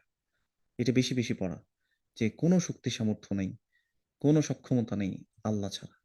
আল্লাহ যদি সক্ষমতা দেয়, আল্লাহ যদি আমাদেরকে সাহায্য করেন, ইনশাআল্লাহ ইনশাআল্লাহ আমাদেরকে ইস্তেকামাতের উপর রাখবেন। এবং আমরা যদি সত্যিকার অর্থে ঈমানের আ যে শক্তি রয়েছে, ঈমানটাকে যদি যেসব কাজে নার্চার করা যায়, সেই কাজগুলো করা, ইনশাআল্লাহ ইস্তেকামাতের উপর আমরা থাকতে পারবো। এবং আরেকটা হাদিস শেয়ার করতে চাই, রাসূলুল্লাহ সাল্লাল্লাহু আলাইহি ওয়াসাল্লাম এর জন্য কিছু ছোট, ছোট হ্যাবিট আপনার তৈরি করা, যেগুলো আপনাকে আসলে ইস্তেকামাতের উপর থাকতে সাহায্য করে। রাসূল সাল্লাল্লাহু আলাইহি ওয়াসাল্লাম বলেছেন যে সেই সময় সায়াতি আলান নাসি জামানুন, আ মানুষের কাছে এমন একটা সময় আসবে যে দিনের উপর অটল থাকা কাল কাবিদি আলাল জামার, হাতে অগ্নি রাখা মানে আগুন রাখার মতো কঠিন হয়ে যাবে। এত কঠিন মনে হইতে পারে। কিন্তু তারপরেও যারা এভাবে রাখতে পারবে তাদের জন্য সুসংবাদ তো আমরা আল্লাহ সুবহানাহু ওয়া তাআলা থেকে পাবোই। এজন্য মনে রাখবেন যে কিছু কাজ করে যাও, কিছু আমল করা যেগুলো প্রতিনিয়ত হয়। রাসূলুল্লাহ সাল্লাল্লাহু আলাইহি ওয়াসাল্লাম বলেছেন, আহাব্বুল আ'মালি ইলাল্লাহি আদওয়ামুহা ওয়া ইন কাল্লা। আল্লাহর কাছে সবচেয়ে প্রিয় আমল হচ্ছে সেই আমল যে আমল প্রতিনিয়ত করা হয়, কিন্তু যদি সেটা পরিমাণে অল্প হয়। তার মানে অল্প হলেই মনে করেন যে আপনি কোরআন একটা রুটিন করতে হবে আপনাকে। আপনার জীবনের সবচেয়ে বেশি প্রায়োরিটি থাকবে আল্লাহ এবং তার রাসূল সাল্লাল্লাহু আলাইহি ওয়াসাল্লাম। আখিরাত, আখিরাতকে আপনার আগে প্রায়োরিটি দিতে হবে। হ্যাঁ, আপনি ব্যবসা-বাণিজ্য করেন, সকল কিছু করেন, কিন্তু আপনার প্রায়োরিটি থাকবে আপনি আল্লাহ সুবহানাহু ওয়া তাআলার ইবাদত করছেন। আপনি আল্লাহ সুবহানাহু ওয়া তাআলার বান্দা। আপনি আল্লাহর কাছে জবাব দিতে হবে। এই মনোভাব আপনার মধ্যে যাতে থাকে। আপনি যদি নিজেকে যাতে আল্লাহর থেকে মুক্ত মনে না করেন। আল্লাহর সামনে দাঁড়াতে হবে না, হিসেব দিতে হবে না, এরকম যাতে মনে না করি। আল্লাহর সামনে আমাদেরকে দাঁড়াতে হবে। এটা সবসময় মনে রাখা। সবসময় নিজেকে রিমাইন্ড করাতে থাকা। মিস না দেয়া। ৫ ওয়াক্ত সলাত ইচ্ছে করছে না। মনের বিরুদ্ধে ওই যে ওয়া নাহান নাফসা আনিল হাওয়া। মন চাবে না অনেক সময়। অনেক ভালো কাজ করতে অনেক সময় মন চায় না। হালাকায় যেতে মন চায় না। অমুক জায়গায় যেতে হবে। আরে কষ্ট করে গাড়িতে উঠতে হবে, এটা করতে হবে, ওটা করতে হবে, পর্দা করে যেতে হবে। অনেক সময় মন চাইবে না। কিন্তু মনের বিরুদ্ধে যেতে হবে। মনের বিরুদ্ধে আপনি যায়। ওয়া আম্মা মান খাফা মাকামা রাব্বি ওয়া নাহান নাফসা আনিল হাওয়া ফাইন্নাল জান্নাতা হিয়াল মাওয়া। আপনার টার্গেট তো জান্নাত। ইলমে দার্সে যেতে ইচ্ছে করতেছে না, তারপরেও যাবেন। হালাকায় আসতে ইচ্ছে করতেছে না, তারপরেও যাবেন। কেন? কারণ আপনার মনের বিরুদ্ধে গিয়ে আপনি আল্লাহকে সন্তুষ্ট করতে চান। আপনি আল্লাহকে সবার আগে প্রায়োরিটি দেন। আপনার প্রায়োরিটি লিস্টে সবার আগে আল্লাহ। সুবহানাল্লাহ। এটা তাহলে সলাৎ মিস করা যাবে না। সেকেন্ডলি, কোরআন পড়ছেন, প্রতিদিন কিছু, কিছু মুখস্থ করেন এবং এটা নিয়মিত করেন। একটা জিনিস চিন্তা করে দেখবেন, ইস্তেকামাত এটা একটা প্র্যাকটিসের বিষয়। হ্যাঁ? এটা অন্তরের একটা প্র্যাকটিস। আপনি ধরেন একটা পাথরের মধ্যে পানি পড়ছে, পানি পড়ছে, পানি পড়ছে। সেটা ১ম এ হয়তো আপনি বাইরের দিকে দেখতে পারবেন না যে এখানের মধ্যে কি হচ্ছে। কিন্তু একটা সময় দেখবেন যে পানি পড়তে একটা ড্রপ, এটা পড়তে দেখবেন যে ওখানে একটা গর্ত হয়ে গেছে। তো এইভাবেও আপনি যদি কোনো একটা আমল শুরু করেন, দেখবেন যে এটা আস্তে আস্তে আল্লাহ এটাতে বারাকা দিচ্ছে, আরো বারাকা দিচ্ছে, আরো বারাকা দিচ্ছে। ইনশাআল্লাহ। তো এইজন্য ছোট ছোট কিছু আমল নিজের জন্য নির্ধারণ করে রাখা। কোরআন কোন টাইমে পড়বো, কতটুকু পড়বো, অল্প হলেও এই যেটা বললাম, আহাব্বুল আমালি ইলাল্লাহি আদওয়ামুহা ওয়া ইন কাল্লা। আল্লাহর কাছে সবচেয়ে প্রিয় আমল হচ্ছে যেটা প্রতিনিয়ত করা হয়, যদিও সেটা পরিমাণে অল্প হয়। আপনি মনে করেন যে একদিন বসে ৩ পারা পড়ে ফেললেন। এরপর দেখা গেল ৩ মাস আর কোনো কিছু ইয়াও ধরলেন না। তো এটা যাতে না হয়, আমরা ইস্তেকামার উপর থাকার জন্য কিছু আমল নিজে থেকে আমরা নির্ধারণ করে নিতে পারি ইনশাআল্লাহ, যেটা আমরা প্রতিনিয়ত করব ইনশাআল্লাহ। বারাকাল্লাহু ফিকুম। আল্লাহ সুবহানাহু ওয়া তাআলা, এই যে এতগুলো কথা বললাম, আমিও আসলে যে একেবারে ইস্তেকামাতের উপর আছি এমন না, আমার জন্য দোয়া করবেন। আমিও এটার মুহতাজ এবং আমরা সবাই এটার মুহতাজ। আল্লাহ সুবহানাহু ওয়া তাআলা আমাদের সবাইকে ইস্তেকামাতের উপর রাখুন এবং আল্লাহ সুবহানাহু ওয়া তাআলা আমাদের সকল দোষ ত্রুটিকে ক্ষমা করে দিন। আমাদেরকে তার প্রিয় বান্দাদের মধ্যে অন্তর্ভুক্ত করুন। আমিন। কিছু প্রশ্ন হয়তো এসেছে। আ আ আমি আমি কি কিছু প্রশ্ন নিব? জি ওস্তাদ, ইনশাল্লাহ আপনি নিতে পারবেন। আচ্ছা। অন্য কোনো বিষয়ে প্রশ্ন করা যাবে কিনা? না, আমরা আসলে এটার উপরে থাকি। আচ্ছা, একজন বলেছেন ভার্সিটির পরিবেশ প্লাস পড়াশোনা ইত্যাদির মাঝে কিভাবে ইস্তেকামাত অর্জন করব? দেখেন, একদম সহজ। আমি আপনাকে বলি। আপনার গোল আছে। আপনি একটা গোল সেট করেছেন। ফর এক্সাম্পল, আপনি কোন সাবজেক্টে পড়েন আমি জানি না। ধরুন, আমি ধরে নিলাম যে আপনি অ্যাকাউন্টিং এ পড়েন। এখন আপনি ভার্সিটিতে ভর্তি হওয়ার পরে আপনার উদ্দেশ্য থাকতে হবে এই অ্যাকাউন্টিংটা পড়ছি কারণ আমার মা-বাবাকে দেখাশোনা করতে হবে, আমার একটা জব পাইতে হবে অথবা আমার তো জীবন জীবিকা চালাতে হবে। এটার জন্য আমি পড়ালেখা করব। প্লাস আমি অ্যাকাউন্টিংটা পড়বো যে ইসলামিক ফিন্যান্স এ আমি একটা রোল প্লে করব। আমি সুদমুক্ত ভাবে কিভাবে ফিন্যান্সিয়াল করা যায়, ইসলামিক ফিন্যান্স এর উপর কিভাবে কাজ করা যায়, সুদ মানে সুদ ছাড়া যে লেনদেনগুলো আছে সেগুলোকে কিভাবে প্রমোট করা যায়, আমি সেই বিষয়ে কাজ করব এবং এই বিষয়ে আমি এক্সপার্ট হব। এজন্য আ আপনার পড়ালেখাটাও আপনার ইবাদত হয়ে যাবে। আপনার নিয়তের কারণে। ইন্নামাল আমালু বিন্নিয়াত। প্রত্যেক কাজ নিয়তের উপর নির্ভরশীল। আপনি পড়ছেন, ম্যাথই করছেন মনে করেন। মনে করেন ম্যাথমেটিক্স এ পড়ছেন। কিন্তু আপনার উদ্দেশ্য হবে যে আমি এমন ম্যাথমেটিশিয়ান হব, এই ফিল্ডে আমি এক্সপার্ট হব এবং আমি ইসলামের জন্য এটাকে কাজে লাগাবো। একজন সিএসই তে পড়ছে, সে চিন্তা করবে যে আমি এমন অ্যাপস বানাবো, এমন ওয়েবসাইট বানাবো অথবা এমন একটা টেকনোলজি নিয়ে আসবো যেটার কারণে যে ইসলাম উপকৃত হবে। এই যে যেমন এখন আমরা অনেক আল আ আ আ কোরআন মাজিদ অ্যাপস পড়ি, আল হাদিস, আই হাদিস কতগুলো অ্যাপস আছে। এগুলো যদি কেউ না বানাতো আমরা কিন্তু পেতাম না। মাকতাবাতুশ শামিলা না না বানালে পেতাম না। এই যে আল উসুল একটা দেখেছি আজকে, আ যেটা হচ্ছে ইসলামিক একটা এআই একটা সাপোর্ট আরকি, এআই বট। এটা বানিয়েছে। তাইলে এটাকে আমরা কাজে লাগানো। আমার পড়ালেখাটাকে আমি ইসলামের কাজে আমি লাগাবো। হ্যাঁ? যেমন আপনি ধরেন আজকে আমি আপনাদের সামনে লেকচার দিলাম। তো আমি তো এই যে পাওয়ার পয়েন্ট, যদিও আমি পাওয়ার পয়েন্ট কোথাও প্রাতিষ্ঠানিকভাবে শিখে নাই। গুতিয়ে স্কুলে থাকতে আমাদের স্কুলে কম্পিউটার কোর্স ছিল। ওখানে টিচার শিখিয়েছে, যা শিখিয়েছে ওটার উপর বেস করে আমি এটাকে এখন কোথায় লাগাচ্ছি? ইসলামের কাজে লাগাচ্ছি। তাহলে আপনার নিয়ত থাকতে হবে আমি যেটাই পড়ছি না কেন আমি এটার দ্বারা আমি আল্লাহর সন্তুষ্টি অর্জন করব। এটার দ্বারা আমি ইসলামের একজন খাদেম হব। বুঝতে পেরেছি? তো এইভাবে করে একজন ডাক্তার যে হচ্ছে সে চিন্তা করবে আমি মানুষকে ভালো ওষুধ সাজেস্ট করব। মানুষকে উপকার করব। আহাব্বুন নাস ইলাল্লাহি আনফাউহুম লিন-নাস। আল্লাহর কাছে সবচেয়ে ভালোবাসার মানুষ ওই মানুষরা যারা বেশি মানুষের উপকার করে, বেনিফিট দেয়। তাহলে আমি বেশি মানুষকে বেনিফিটেড করব আমার পড়ালেখার দ্বারা। সেকেন্ডলি যেটা বলছেন যে ভার্সিটির পরিবেশ খারাপ হয়। অনেক কিছু আপনি ওখানে থাকবেন না। একটা জিনিস চিন্তা করে দেখেন। ফর এক্সাম্পল, আপনি এখান থেকে মনে করেন যে আমি চট্টগ্রামে থাকি। চট্টগ্রাম থেকে মনে করেন ঢাকায় যাব। আমার যদি রাস্তার মধ্যে গাড়ি নষ্ট হয়ে যায়, আমি আরেকটা গাড়ি চেঞ্জ করব। আমার যদি মনে করেন যে আ দেখা যাচ্ছে অনেক বেশি ধুলাবালি অনেক কিছু আসতেছে। তারপর আমি মনে মাথায় রাখবো যে আমার টার্গেট ওইখানে যাওয়া, ঢাকায় যাওয়া। যত কিছু হোক আমি এদিকে তাকাবো না। অনেক জায়গায় ডাকবে আপনাকে যে, "আসেন ভাই এদিকে এটা করি, ওদিকে এটা করি, এখানে থেকে যাই।" না, আপনি তো ফোকাসড। আপনি জান্নাতের পথে যাচ্ছেন। আপনি জান্নাতের দিকে যাচ্ছেন। অতএব আপনি আ মানে ওই জায়গায় ফোকাস থাকবেন কোনভাবে যাতে আপনি বারবার নিজেকে রিমাইন্ড করানো যে আমি দুনিয়ার এই চাকচিক্যে, আহ, হারিয়ে যাব না, শয়তানের এই ধোকায় আমি পড়ে যাব না। অনেকভাবে অনেক কিছু করবে মানুষ, ফ্রেন্ডরা অনেক জায়গায় হ্যাং আউটে যাবে, বাট মানে প্লিজ বি ফোকাসড। আপনি বেশি ফোকাস রাখেন, আল্লাহ সুবহানাহু ওয়া তাআলাকে প্রায়োরিটি দেন। ওই যে আয়াতাল হায়াতের দুনিয়া, আপনি কি দুনিয়াকে প্রায়োরিটাইজ করছেন নাকি আল্লাহকে প্রায়োরিটাইজ করছেন? এটা আপনি নিজেকে সবসময় এই ইয়ার মধ্যে ফেলে দেবেন ইনশাআল্লাহ, তাহলে দেখবেন যে এটা সহজ হবে। একজন লিখেছে আমার কয়েকটি প্রশ্ন রয়েছে। ওরে বাবা, অনেকগুলো প্রশ্ন তিনি করেছেন। উম, একটা হচ্ছে যারা নতুন দিনে ফিরেছে এবং দিনের জ্ঞান কম, প্রারম্ভিক অবস্থায় আছে এবং তাদের পরিবার হিদায়াতপ্রাপ্ত নয়, যার যার ফলে তারা ততটুকু দিন জানে তা মানতে বাধাপ্রাপ্ত হচ্ছে। এই অবস্থায় আপনার নসিহত কি? নসিহত একদম সহজ। আমাদের এখানে মনে হয় ম্যাক্সিমাম যারা অ্যাটেন্ড করেছেন তারা সবাই এই ফেজে আপনারা থাকেন, যে মানে আমরা তো আসলে দিনে আসি, পরিবার মানতে চায় না, আমার পরিবারও মানতে চায়নি। ওয়াল্লাহি আমি সাক্ষী, আমি সাক্ষ্য দিয়ে বলছি, আল্লাহকে সাক্ষী রেখে বলছি। মানে এখনো যে প্রবলেম ফেস করতে হয় না এমন। আমার আমি আমি আমি কিন্তু আমি একটু বলে রাখি যে আমার আমি জেনারেল ব্যাকগ্রাউন্ড থেকে আসছি। ইভেন আমার পরিবার, তারা কেউ, আপনারা মনে করেন না যে আমি আলেম পরিবার থেকে আসছি বা আলিমের তত্ত্বাবধানে বড় হয়েছি না। আমাদের সবার স্ট্রাগলটা সেম। আপনি কেন এভাবে চিন্তা করছেন? সাহাবাদের স্ট্রাগল এভাবে সেম ছিল। সাহাবাদের মা বাবা কাফের ছিল, হয়তো একজন ইসলাম গ্রহণ করে আরেকজন ইসলাম গ্রহণ করেনি। সাহাবাদের এমন অবস্থা গিয়েছিল যে হয়তো তার স্ত্রী ইসলাম গ্রহণ করে নাই, হতে পারে যে একজনের স্বামী ইসলাম গ্রহণ করে নাই। এটা অহরহ হয়েছে, তার আত্মীয় স্বজন করে নাই। রসুল সাল্লাহ আসলামের উদাহরণই দেখেন না আপনি, কেউ তার জন্ম থেকে এরকম করে নাই, কিন্তু তারা কিভাবে চলেছেন?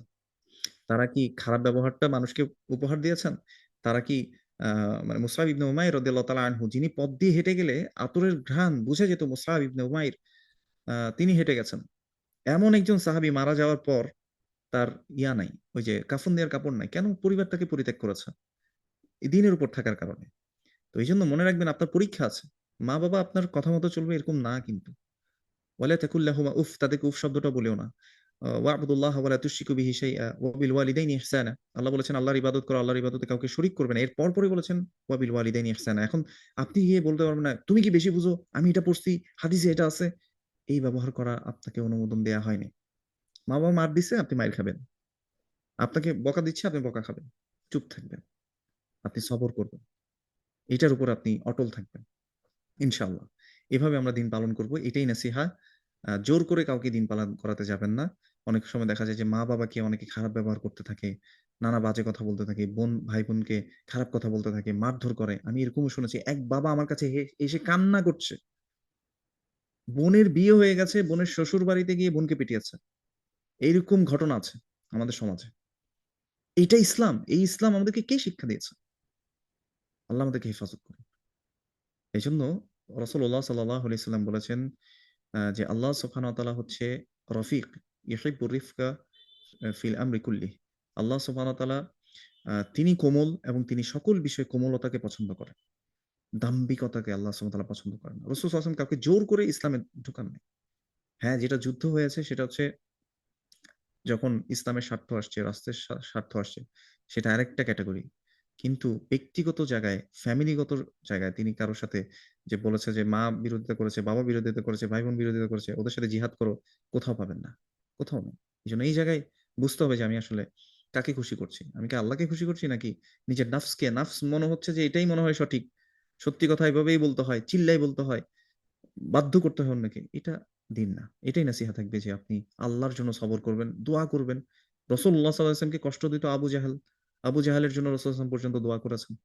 এভাবে দোয়া করতে থাকা, পরিবারের মানুষের জন্য দোয়া করতে থাকা। আল্লাহ আমাদেরকে বোঝার তৌফিক দান করুন। অনেকে বলে বলে থাকেন যে আমরা আগে মানুষ পরে ধর্ম। আমরা এটা উত্তর দিয়েছি আমাদের লেকচারের মধ্যে। অর্থাৎ জন্মের পর থেকে আমরা মানুষ, এরপর ধীরে, ধীরে আমরা যে ইচ্ছেই ধর্ম শিখে পালন করে মুসলিম, হিন্দু, খ্রিস্টান হই, এটা কতটুকু ঠিক? আমার মনে হয় আপনি ১ম দিকে যদি একটু পড়ে মানে আমার সেশনে থেকে থাকেন তাহলে আপনার কাছে স্পষ্ট। রাসূল সাল্লাল্লাহু আলাইহি ওয়াসাল্লাম বলেছেন, "মা মিন মাউলিদিন ইল্লা ইউলাদু আলাল ফিতরাহ।" প্রত্যেক নবজাতক ইসলামের উপরে সে জন্মগ্রহণ করে। তো তার মা-বাবা তাকে ইহুদি বানায়, তার খ্রিস্টান বানায় অথবা অগ্নিপূজারক বানায়। সবাই ফিতরতের উপর আছে। এখন আপনি চিন্তা করতে পারেন, অনেকে এই কথাটা বলে। এটা একটু ইম্পোর্টেন্ট, একটু মনোযোগ দিবেন। অনেকে বলে যে, "অমুক তো খ্রিস্টানের ঘরে হয়েছে, ওর কি দোষ? ওর মা-বাবা তো ওকে এটাই শিখাবে। অমুক তো হিন্দুর ঘরে হয়েছে, অমুক তো নাস্তিকের ঘরে হয়েছে, ওর কি দোষ?" আল্লাহ সুবহানাহু ওয়া তাআলা কোরআনুল কারীমে ওয়াদা করেছেন। কি ওয়াদা? আল্লাহ সুবহানাহু ওয়া তাআলা বলেছেন যে সানুরিহিম আয়াতিনা ফিল আফাকি ওয়া ফি আনফুসিহিম হাত্তা ইয়াতাবায়্যানা লাহুম আন্নাহুল হক। আমি তাদেরকে আমার নিদর্শনসমূহ দেখাবো। আল্লাহর ওয়াদা। সানুরিহিম আয়াতিনা ফিল আফাকি, সৃষ্টি জগতের মধ্যে। সানুরিহিম আয়াতিনা ফিল আফাকি ওয়া ফি আনফুসিহিম, তাদের নিজেদের মধ্যে আমার নিদর্শনগুলো দেখাবো। কতক্ষণ? হাত্তা ইয়াতাবায়্যানা লাহুম আন্নাহুল হক। আল্লাহ যে সত্য, আল্লাহর কোরআন সত্য, আল্লাহর দ্বীন যে সত্য, এটা যতক্ষণ পর্যন্ত তাদের কাছে স্পষ্ট হয়ে না যায়, ততক্ষণ আল্লাহ সুবহানাহু ওয়া তাআলা এই নিদর্শন দেখাবেন। এটা আল্লাহ বলেছেন। আল্লাহ ওয়াদাতে সত্যবাদী। তাহলে হয় মানুষ তার ওই যে বললাম পিয়ার প্রেশারের কারণে, তার নেতা এটা বলেছে, তার পরিবেশ বলতেছে, তার সমাজ বলতেছে, এইজন্য সে সত্য মানে না। অথবা দেখা যায় যে তার বাপ-দাদা ১৪ গোষ্ঠী এদের জন্য মানে ওরা এভাবে চলে না, এইজন্য সে সত্য মানতেছে না। অথবা সে নিজের অ্যারোগেন্সির জন্য সত্য তার কাছে প্রকাশ হয়ে গেছে। whims and desire K follow করে সে এখন মানতে চাচ্ছে না। এরকম হবে। এটা আল্লাহর ওয়াদা। এজন্য এটা বলার কোনো সুযোগ নাই যে তার কি দোষ? তার আসলে দোষ আছে। সে সত্যটা জেনেও মানল না। আচ্ছা। উম কুলুষিত বা অপবিত্র অন্তর পবিত্র করার ৩ টা উপায় বা আমল আ বলেন। বলতে বলেছেন নাকি কি বলতে বলেছেন? ১ নাম্বার হচ্ছে গুনাহ ছেড়ে দেয়া। ইস্তেগফার করা, তওবা করা, এই যে যেটা বললাম, ইন্নাল আবদা ইযা আখতা খাতিআতান নুকিতাত ফি কলবিহি নুকতাতুন সাউদা। কোন মানুষ যখন গুনাহ করে একটা দাগ পড়ে। ফাইদা হুয়া নাযা ওয়াস্তাগফারা ওয়া তাবা সুকিলা কলবুহু। সে যখন গুনাহ ছেড়ে দেয়, আল্লাহর কাছে ক্ষমা চায়, তওবা করে ফিরে আসে, তার অন্তরকে আবার পরিষ্কার করে দেয়। এটা ১ নাম্বার। ২ নাম্বার, আল্লাহর কাছে দোয়া করা। যেমন আপনি যখন সূরা ফাতিহার মধ্যে বলছেন, ইহদিনাস সিরাতাল মুস্তাকিম, এটা যাতে মন থেকে আসে। হে আল্লাহ, আমাদেরকে ইস্তিকামার যে পথ, সরল সঠিক যে পথ, সে আপরাইট এর যে পথ, সে পথের উপর আপনি পরিচালিত করেন। দোয়া করা, ইয়া মুকাল্লিবাল কুলুব সাব্বিত কলবি আলা দীনিক। হে অন্তরের পরিবর্তনকারী, আমার অন্তরকে আপনার দ্বীনের উপর প্রতিষ্ঠিত করে দেন। দোয়া করা আল্লাহর কাছে বেশি, বেশি। গুনাহ ছেড়ে দেয়া, দোয়া করা। আর ৩ নাম্বার যে বিষয়টা বলব, আল্লাহর ওয়াহির অনুসরণ করা। যদিও নিজের মনের বিরুদ্ধে যায়। আল্লাহর ওয়াহির অনুসরণ করা যদিও মনের বিরুদ্ধে যায়। ইনশাআল্লাহ। আচ্ছা, প্রতিদিন আমি যেই আ ইস্তেকামা উপর থাকার চেষ্টা করি কিন্তু থাকতে পারি না। বেশি থেকে ২-৩ দিন থাকতে পারি। এর জন্য আমি খুবই খারাপ অবস্থার মধ্যে আছি। দেখেন, এটা শুধু আপনার না, প্রত্যেকটা মানুষের fluctuate হবে তার সিচুয়েশনটা। কখনো ভালো হবে, কখনো খারাপ হবে। কখনো দেখবেন যে খুব আমল করতে খুব ভাল লাগতেছে, কোরআন পড়তে খুব ভাল লাগতেছে, তাহাজ্জুদে উঠে যাচ্ছেন। খুব ভালো আপনার লাগতেছে। কোন সময় দেখবেন যে আপনার মনটা একটু মরা হয়ে আছে, ইচ্ছে করতেছে না। তখন আপনি নিজেকে পুশ করতে হবে আপনার বারবার। বুঝতে পারছি? হয় নাই, পারেন নাই, সমস্যা নাই। আবার চেষ্টা করব, আবার চেষ্টা করব। এবং রাসূলুল্লাহ সাল্লাল্লাহু আলাইহি ওয়াসাল্লাম অ্যা সম্ভবত মুআয ইবনে জাবাল রাদিয়াল্লাহু তাআলা আনহুকে তিনি বলেছেন, ইত্তাকিল্লাহা হাইথুমা কুনত। তুমি যেখানেই থাকো আল্লাহর তাকওয়া অবলম্বন করো। ওয়া আতবিই সাইয়্যাতাল হাসানাতা তামহুহা। আর তোমার যদি গুনাহ হয়েও যায় কোন কারণে, তুমি বেশি, বেশি ভালো কাজ করো। তাহলে আমি যদি মনে করেন যে একটা জিনিস আমি প্রতিদিন করতে চাই, করতে চাইতাম, পারি নাই, ওটা হয় নাই। আপনি বেশি, বেশি ভালো কাজ করা বাড়ায়া দেন। অন্য কোনো ভালো কাজে আপনি এটাকে বাড়ান, এড করেন। হ্যাঁ? আরেকটা জিনিস হচ্ছে চেষ্টার মধ্যেই থাকতে হবে। এটা এমন না যে আমি খুব ইস্তেকামাতের উপর আছি। মানে আমাকে শুনতে পাচ্ছেন, এরকম না। আমরা প্রতিদিন ট্রাই করব। প্রতিদিন আমার চেষ্টাটা আল্লাহর কাছে দেখাবো। আল্লাযীনা জাহাদু ফীনা লানাহদিয়ান্নাহুম সুবুলানা। যে বা যারা আল্লাহর দিকে কঠোর চেষ্টা করবে, আল্লাহ অবশ্যই, অবশ্যই তাদেরকে পরিচালিত করবেন। আর রাসূল সাল্লাল্লাহু আলাইহি ওয়াসাল্লাম বলেছে, কুল্লু বানি আদম খাত্তা ওয়া খায়রুল খাত্তাঈনা আত-তাওয়াবুন। প্রত্যেক আদম সন্তান ভুলকারী। ভুল হবে আমাদের। কিন্তু তাদের মধ্যে উত্তম কে? আত-তাওয়াবুন। যারা তওবা করে আল্লাহর কাছে, বেশি, বেশি ক্ষমা চায়। তো এইজন্য বেশি, বেশি ক্ষমা চাওয়া, আল্লাহর কাছে সাহায্য চাওয়া ইনশাআল্লাহ। আ আরেকজন লিখেছেন, আসসালামু আলাইকুম। নিজ পরিবারকে কিভাবে দ্বীনের উপর প্রতিষ্ঠিত রাখা যাবে? এটা আমরা সবাই আ এটাতে স্ট্রাগল করি। আল্লাহ সুবহানাহু ওয়া তাআলা আমাদের সবাইকে আমাদের জন্য সহজ করে দিন। দোয়া করা বেশি, বেশি, তাদেরকে সত্যের দিকে ডাকা। রাসূল সাল্লাল্লাহু আলাইহি ওয়াসাল্লাম যেভাবে তাদেরকে তার পরিবারকে ডেকেছেন, তাদেরকে ভালো জিনিসগুলো শিক্ষা দেয়া। আল্লাহ সুবহানাহু ওয়া তাআলা আমাদের সবার জন্য সহজ করে দিন। আ নিজেকে অনেক নাসিহা করি কিন্তু আফসোস করি। তাও ঘুরে ফিরে নাফসের আনুগত্য করে ফেলি। কিভাবে এই জায়গা থেকে নিজেকে শক্ত করব? একটু আগে যেটা বললাম, আ বারবার আমরা আল্লাহর কাছে দোয়া করা, ভালো কাজ বেশি, বেশি করা। যেটা ভুল হয়ে গেছে আল্লাহর কাছে আপনি একনিষ্ঠভাবে সাহায্য চান। মনে রাখবেন লা হাওলা ওয়ালা কুওয়াতা ইল্লা বিল্লাহ, এটা বলেন। এবং আপনি আল্লাহর কাছে আরো দোয়া করতে পারেন। সকালে এবং সন্ধ্যায় রাসূল সাল্লাল্লাহু আলাইহি ওয়াসাল্লাম যেভাবে দোয়া করতেন, ইয়া হাইয়্যু ইয়া কাইয়্যুম বিরহমাতিকা আস্তাগীথ আসলিহ লি শা'নি কুল্লাহু ওয়া লা তাকিলনি ইলা নাফসি তারফাতা আইন। এটা হিসনুল মুসলিমে আপনারা পাবেন। দোয়াটা কত সুন্দর। ইয়া হাইয়্যু ইয়া কাইয়্যুম, এ চিরঞ্জীব চিরন্তন সত্তা, সকল কিছুর ধারক বাহক। বিরহমাতিকা আস্তাগীথ, আমি আপনার রহমতের দ্বারা আপনার কাছে ভিক্ষা চাই। কি? আসলিহ লি শা'নি কুল্লাহু, আপনি আমার সকল অ্যাফেয়ার্সকে, আমার সকল বিষয়াদিকে আপনি শুধরে দিন, শুদ্ধ করে দিন। ওয়ালা তাকিলনি ইলা নাফসি তরফাতা আইন, এক মুহূর্তের জন্য আমাকে আমার নফসের কাছে ছেড়ে দেবেন না, কারণ নফস মানুষকে খারাপ দিকে নিয়ে যাবে, মন মানুষকে খারাপ দিকে নিয়ে যেতে চাইবে। কিন্তু আপনি আমার নফসকে একবারও আমার নফসের কাছে ছেড়ে দিবেন না, আমার নিজেকে। এই দোয়া আপনি করতে পারেন সকাল সন্ধ্যায় বেশি বেশি। আল্লাহ সুবহানাহু ওয়া তাআলা আমাদের জন্য সহজ করে দিন। আমরা মনে হয় আজকে এখানেই শেষ করতে পারি। আরেকজন লিখেছেন, সহশিক্ষা হারাম, তবে বাবা-মা যদি চান তাহলে কি সেই সহশিক্ষা যাওয়া উচিত হবে? নাকি সেক্ষেত্রে বাবা-মায়ের অবাধ্য হলে গুনাহ হবে না? বা দিনের উপর যদি অটল থাকা হুমকির মুখে পড়ে যায় সহশিক্ষায়, তাহলে কি একজন নারীর জন্য সহশিক্ষা এই অবস্থায় থাকা উচিত হবে? দিনের উপর থাকা খুব কঠিন, পরিপূর্ণ, বিশেষ করে যেটা বোঝাতে চাচ্ছেন আমি বুঝতে পেরেছি। সেটি হচ্ছে আহ লা তাআতা, আমরা বলি যে কোনো আনুগত্য নাই ফি মাসিয়াতিল খালিক। আল্লাহর অবাধ্যতা হয়, সৃষ্টি যিনি করেছেন তার অবাধ্যতা হয়। এই ক্ষেত্রে আর কারো আনুগত্য চলবে না। সেটা যদি বাবা মাও হয়। মনে করেন আপনার বাবা মা আপনাকে বলছে যে যাও দুর্গার পিছে, দুর্গার সামনে একটু সেজদা দিয়ে আসো, দিতেই হবে। আমি মা বাবা মা হিসেবে বলছি, বলো করো, এটা করা যাবে না। হ্যাঁ, আর বাকি যেটা শিক্ষার কথা বলেছেন এখানে, যেহেতু এখন কিছু ইউনিভার্সিটি আছে যেখানে সহশিক্ষা নাই, বাংলাদেশেও এখন মানে আছে যেখানে সহশিক্ষাটা নাই, ওরকম ইউনিভার্সিটি আপনি পড়তে পারেন। অথবা এমন জায়গায় আপনি পড়তে পারেন, মা বাবাকে রিকোয়েস্ট করতে পারেন, বোঝাতে পারেন যে যেখানে আসলে ফিতনা হবে না। মানে অর্থাৎ আমি বোঝাতে চাচ্ছি যে ফর এক্সাম্পল কেউ ইন্টারের পরে ইন্টারন্যাশনাল ওপেন ইউনিভার্সিটিতে পড়তে পারে অনলাইনে। হ্যাঁ, অনেকগুলো সাবজেক্টে তারা এখন অনার্স দিচ্ছে। অথবা একজন মেয়ে সে চিন্তা করতে পারে যে আমি তাইব একাডেমিতে পড়বো, ডিপ্লোমা করবো, আমি একটু ডিপ্লোমা নিলাম। এরকম দোয়া করতে পারেন, মানে বুঝাতে পারেন, এবং পাশাপাশি মা বাবার জন্য দোয়া করতে পারেন আর কি, ইনশাল্লাহ। আচ্ছা, আম,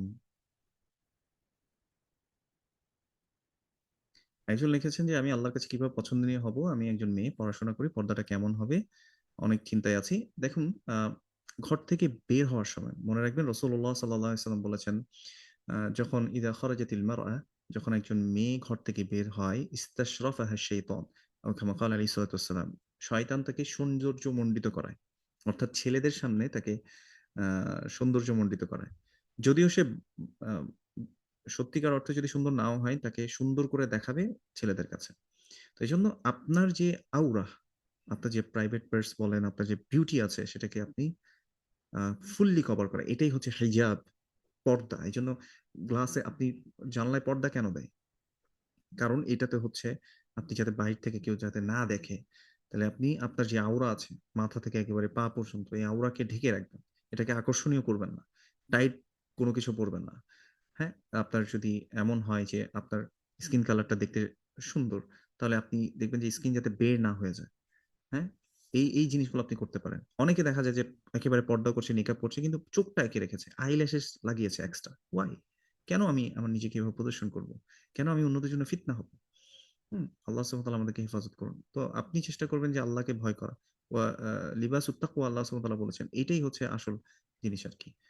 যে তাকওয়া, আপনি আল্লাহর জন্য এই জিনিসটা ফলো করছেন। আল্লাহর জন্য পর্দাটা করছেন। যদিও আপনার খুব গরম লাগছে, অন্যান্য ফ্রেন্ডরা হয়তো আপনাকে খ্যাত বলছে, হ্যাঁ? অনেক কিছু বলছে, বস্তা বলছে। যাই হোক, আল্লাহ সুবহানাহু ওয়া তাআলা আমাদেরকে বুঝার তৌফিক দান করুন। আম বর্তমান সময়ে ব্যাংকের চাকরি সম্পর্কে জানতে চাই। কেউ করে থাকলে বর্তমানে তার করণীয় কি জানাবেন প্লিজ? ব্যাংকের চাকরি আপনি, রাসূলুল্লাহ সাল্লাল্লাহু আলাইহি ওয়াসাল্লামকে আল্লাহ সুবহানাহু ওয়া তাআলা আয়াত নাযিল করে বলেছেন, "ওয়াদারু মা বাকিয়া মিনার রিবা।" রি সুদের যে অংশটা আছে এটা ছেড়ে দিতে হবে। যদি এটা আমরা না করি, ফাআযানু বিহারবিন মিনাল্লাহি ওয়া রাসূলিহি। ফাআযানু বিহারবিন মিনাল্লাহি ওয়া রাসূলিহি। তাহলে তোমরা যদি এটা ছেড়ে না দাও, আল্লাহ এবং তার রাসূল সাল্লাল্লাহু আলাইহি ওয়াসাল্লামের বিরুদ্ধে যুদ্ধ ঘোষণা করো। এখন এই কনভেনশনাল যে সিস্টেম, আ যেটা সুদ ভিত্তিক যে লেনদেনগুলো আছে, এগুলোকে আমাদেরকে আসলে মুসলিম হিসেবে, এটা আমাদের আইডিওলজির একটা বিষয়। আমরা এটাতে জড়িত হবই না, জড়িত হব না। ইসলামিক যে, আমি শুধু ইসলামিক ব্যাংক বা কোনো ব্যাংক এরকম বলছি না নির্দিষ্ট করে। যতগুলো ইসলামিক যদি থাকে, ওইখানে যাওয়া উচিত। ওইখানে যাওয়া উচিত। ওইখানে লেনদেন করা উচিত। কারণ সেখানে তারা শরিয়া বোর্ড মেইনটেইন করে চলছে, এবং এটাই তারা বলে। তো তারা যদি কোনো ভায়োলেট করে সেটা তাদের উপর বর্তাবে। তবে ইসলামিক যে ব্যাংকিং সিস্টেম আছে সেখানে আমাদেরকে ফিরে আসতে হবে। আর যদি কেউ করে থাকে সেখান থেকে ফিরে আসতে হবে, আল্লাহর কাছে তওবা করবে, আল্লাহর কাছে সাহায্য চাইবে। মনে রাখবেন আল্লাহ সুবহানাহু ওয়া তাআলা বলেছেন, ওয়া মান ইয়াত্তাকিল্লাহা ইয়াজআল লাহু মাখরাজা ওয়া ইয়ারযুকুহু মিন হাইথু লা ইয়াহতাসিব। যে ব্যক্তি তাকওয়া অবলম্বন করবে, আল্লাহ সুবহানাহু ওয়া তাআলা আপাত দৃষ্টিতে মনে হচ্ছে যে পথ বন্ধ, কোনো যাওয়ার জায়গা নাই, আল্লাহ সেখানে তার জন্য পথ করে দেবেন, এটা আল্লাহ বলেছেন। ইয়াজআল লাহু মাখরাজা, এবং এই আয়াতটা শেষ করেছেন এভাবে, ওয়া ইয়ারযুকুহু মিন হাইথু লা ইয়াহতাসিব। তাকে এমন জায়গা থেকে আল্লাহ রিজিক দিবেন যা সে কখনো কল্পনাই করেন।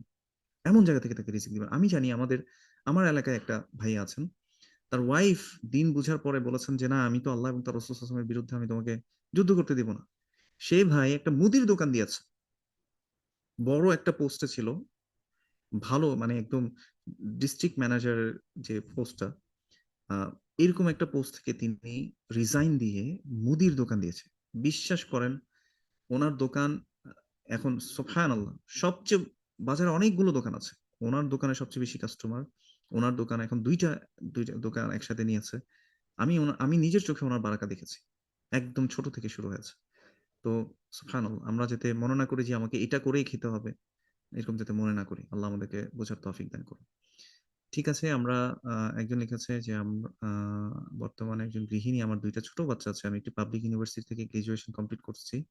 বাবা-মা অনেকবার জব করতে বলেন। মাঝে, মাঝে মনে হয় জব করি, ইনকাম করি। এক্ষেত্রে আমার নাফসকে কিভাবে বুঝ দিব? দেখুন, আপনার হাসব্যান্ড হচ্ছে আপনার আর-রিজালু কাওয়ামুনা আলা নিসা। আপনার সকল কিছুর টেক কেয়ারার হচ্ছে আপনার হাসব্যান্ড। আপনাকে আল্লাহ সুবহানাহু ওয়া তাআলা একটা দায়িত্ব দিয়ে পাঠিয়েছেন, আপনার সন্তান। রাসূল সাল্লাল্লাহু আলাইহি ওয়াসাল্লাম বলেছেন, "আলা কুল্লুকুম রাইন ওয়া কুল্লুকুম মাসউলুন আন রাইয়াতিহি।"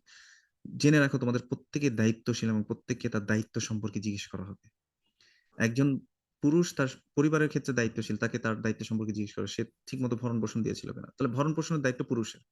স্ত্রীর দায়িত্ব কি? সে তার সন্তানদেরকে মানুষ করবে, সন্তানদেরকে দেখাশোনা করবে, দেখভাল করবে। এটা না করে আপনি যদি মনে করেন একটা কাজের মানুষকে দিয়ে গেলেন, মায়ের বাসায় দিয়ে গেলেন, অমুকের বাসায় দিয়ে গেলেন, তারা একটা ডিভাইস দিয়ে তার আপনার বাচ্চাকে ধরাবে। তাহলে এই বাচ্চা যখন বরবাদ হয়ে যাবে, সে যখন নষ্ট হবে, আ খারাপ কিছু শিখবে। এটা দায়ভার কার?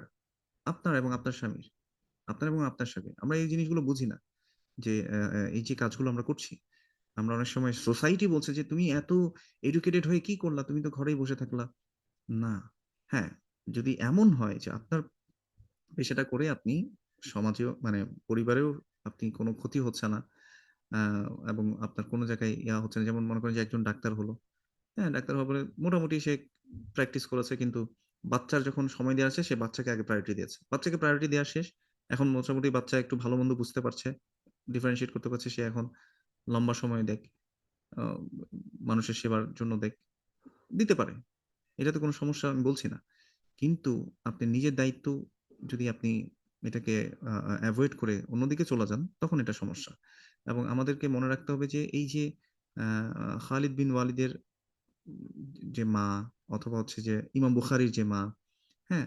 আপনি নাম জানেন? আপনি নাম জানি যে ইমাম বুখারীর মা কে। কিন্তু ইমাম বুখারীকে পাঠিয়েছেন কে দার্সের মধ্যে? তার মা পাঠিয়েছেন। তাইলে তার মার নামও জানি না। অথচ আপনি যতবার ক্বালা রাসূলুল্লাহ সাল্লাল্লাহু আলাইহি ওয়াসাল্লাম, অটোমেটিক সে সওয়াব পৌঁছে যাচ্ছে ইমাম বুখারীর বাবা এবং মায়ের কাছে। সেই উম্মাহ ক্রিয়েট করার, এমন একটা সোসাইটি ক্রিয়েট করার মিশনে কেউ আমরা নাই। আমরা নামছি না। আল্লাহ আমাদেরকে বোঝার তৌফিক দান করুন। আমরা যাতে করতে পারি, আল্লাহ সুবহানাহু ওয়া তাআলা সেই তৌফিক দান করুন। আমিন। আমরা এখানেই আসলে শেষ করি। অনেকগুলো প্রশ্ন আছে আসলে। আ আল্লাহ সুবহানাহু ওয়া তাআলা আমাদেরকে ইস্তেকামতের উপর রাখুন। আল্লাহ সুবহানাহু ওয়া তাআলা আমাদের জন্য সহজ করে দিন। জাযাকাল্লাহ খাইরান ওস্তাদ। আহ এবং এবং আরেকটা কথা বলে নেই যে তাইবা একাডেমিতে অ্যারাবিক ডিপ্লোমা শুরু হয়েছে। আ আপনারা ওখানেও এনরোল করতে পারেন, এবং আপনি সহ এবং আপনারা এটাকে ছড়িয়ে দেবেন সমাজের মধ্যে, যাতে মানুষ ইসলামের দিকে আসে, ইসলামের শিক্ষাটা যাতে শিখতে পারে। তো এটা অনেক বড় একটা প্ল্যাটফর্ম, যেটা আপনি বাসা থেকে বসে আসলে ইসলামটাকে শিখতে পারবেন একাডেমিক্যালি, এবং আলেমদের সোহবতে থেকে বাংলাদেশে যারা রিনোন স্কলারস আছে তারা এখানে পাঠদান করেন। তো তাদের সাথে আপনারা একসাথে থাকতে পারবেন ইনশাআল্লাহ। তাদের থেকে শিখতে পারবেন। আল্লাহ সুবহানাহু ওয়া তাআলা যা বললাম আগে আমাকে আমল করার তৌফিক দান করুন, এবং আপনাদেরকেও আমল করার তৌফিক দান করুন। আমাদের সবাইকে ইস্তেকামতের উপর রাখুন। আমাদেরকে ক্ষমা করে দিন। হাদা ওয়া সাল্লাল্লাহু আলা নাবিয়িনা মুহাম্মদ ওয়া আলা আলিহি ওয়া সাহবিহি আজমাইন। সুবহানাকাল্লাহুম্মা ওয়া বিহামদিকা আশহাদু আল লা ইলাহা ইল্লা আনতা আস্তাগফিরুকা ওয়া আতুবু ইলাইক। আসসালামু আলাইকুম ওয়া রাহমাতুল্লাহি ওয়া বারাকাতুহু। আচ্ছা, আমাদের পার্টিসিপেন্টদের জন্য একটা অ্যানাউন্সমেন্ট আছে। আমাদের ওস্তাদ অলরেডি বলেছেন, যদিও আমাদের ডিপ্লোমা ইন অ্যারাবিক ল্যাঙ্গুয়েজের কোর্স যেটা আমাদের শুরু হয়েছে, এটাতে অলরেডি আমাদের ভর্তি শেষ। তো অলরেডি কয়েকটা ক্লাস শুরু হয়ে শেষ হয়ে গেছে। তো যদি কারো ওই কনফিডেন্স থাকে যে সে যে ক্লাসগুলো হয়ে গিয়েছে সে সেগুলো কাভার আপ করে সামনে প্রসিড করতে পারবে, তাহলে সেক্ষেত্রে তাইব একাডেমির সাথে আপনারা যোগাযোগ করতে পারেন। আর আমাদের এখন যে অ্যানাউন্সমেন্টটা আপনার আমাদের পার্টিসিপেন্টদের জন্য, তাইব একাডেমির কর্তৃক যেই আমাদের বহুল প্রচলিত, আমাদের যে বহুল সবচেয়ে বেশি ফেমাস যে কোর্সটা আমাদের online diploma in Islamic studies এর 13তম ব্যাচে প্রথম সেমিস্টারে ভর্তি চলছে। ইনশাল্লাহ 2026-এর জানুয়ারি 5 তারিখ থেকেই ক্লাস শুরু হয়ে যাবে। আশা করব যারা এখনো ভর্তি হননি তারা এর মধ্যে ইনশাল্লাহ 13তম ব্যাচে ভর্তি হয়ে যাবেন। ভর্তি চলছে। আপনারা taibacademy.com ওয়েবসাইটে ডিপ্লোমা ইন ইসলামিক স্টাডিজ ভর্তির বিস্তারিত পেয়ে যাবেন, এবং আমাদের এখানে কমেন্টও দেওয়া আছে। আল্লাহ সুবহানাহু আমাদের সবাইকে তৌফিক প্রদান করুন, এবং আজকের আলোচনা থেকে সকলকে উপকৃত হওয়ার তৌফিক দিন, এবং আমাদের সকলকে আল্লাহ সুবহানাহু ওয়া তাআলার দ্বীনের উপর ইস্তেকামত রাখুন আমাদের মৃত্যু পর্যন্ত ইনশাআল্লাহ। সুবহানাকা আল্লাহুম্মা বিহামদিকা আশহাদু আল্লা ইলাহা ইল্লা আনতা আস্তাগফিরুকা ওয়া আতুবু ইলাইক। আসসালামু আলাইকুম ওয়া রাহমাতুল্লাহ।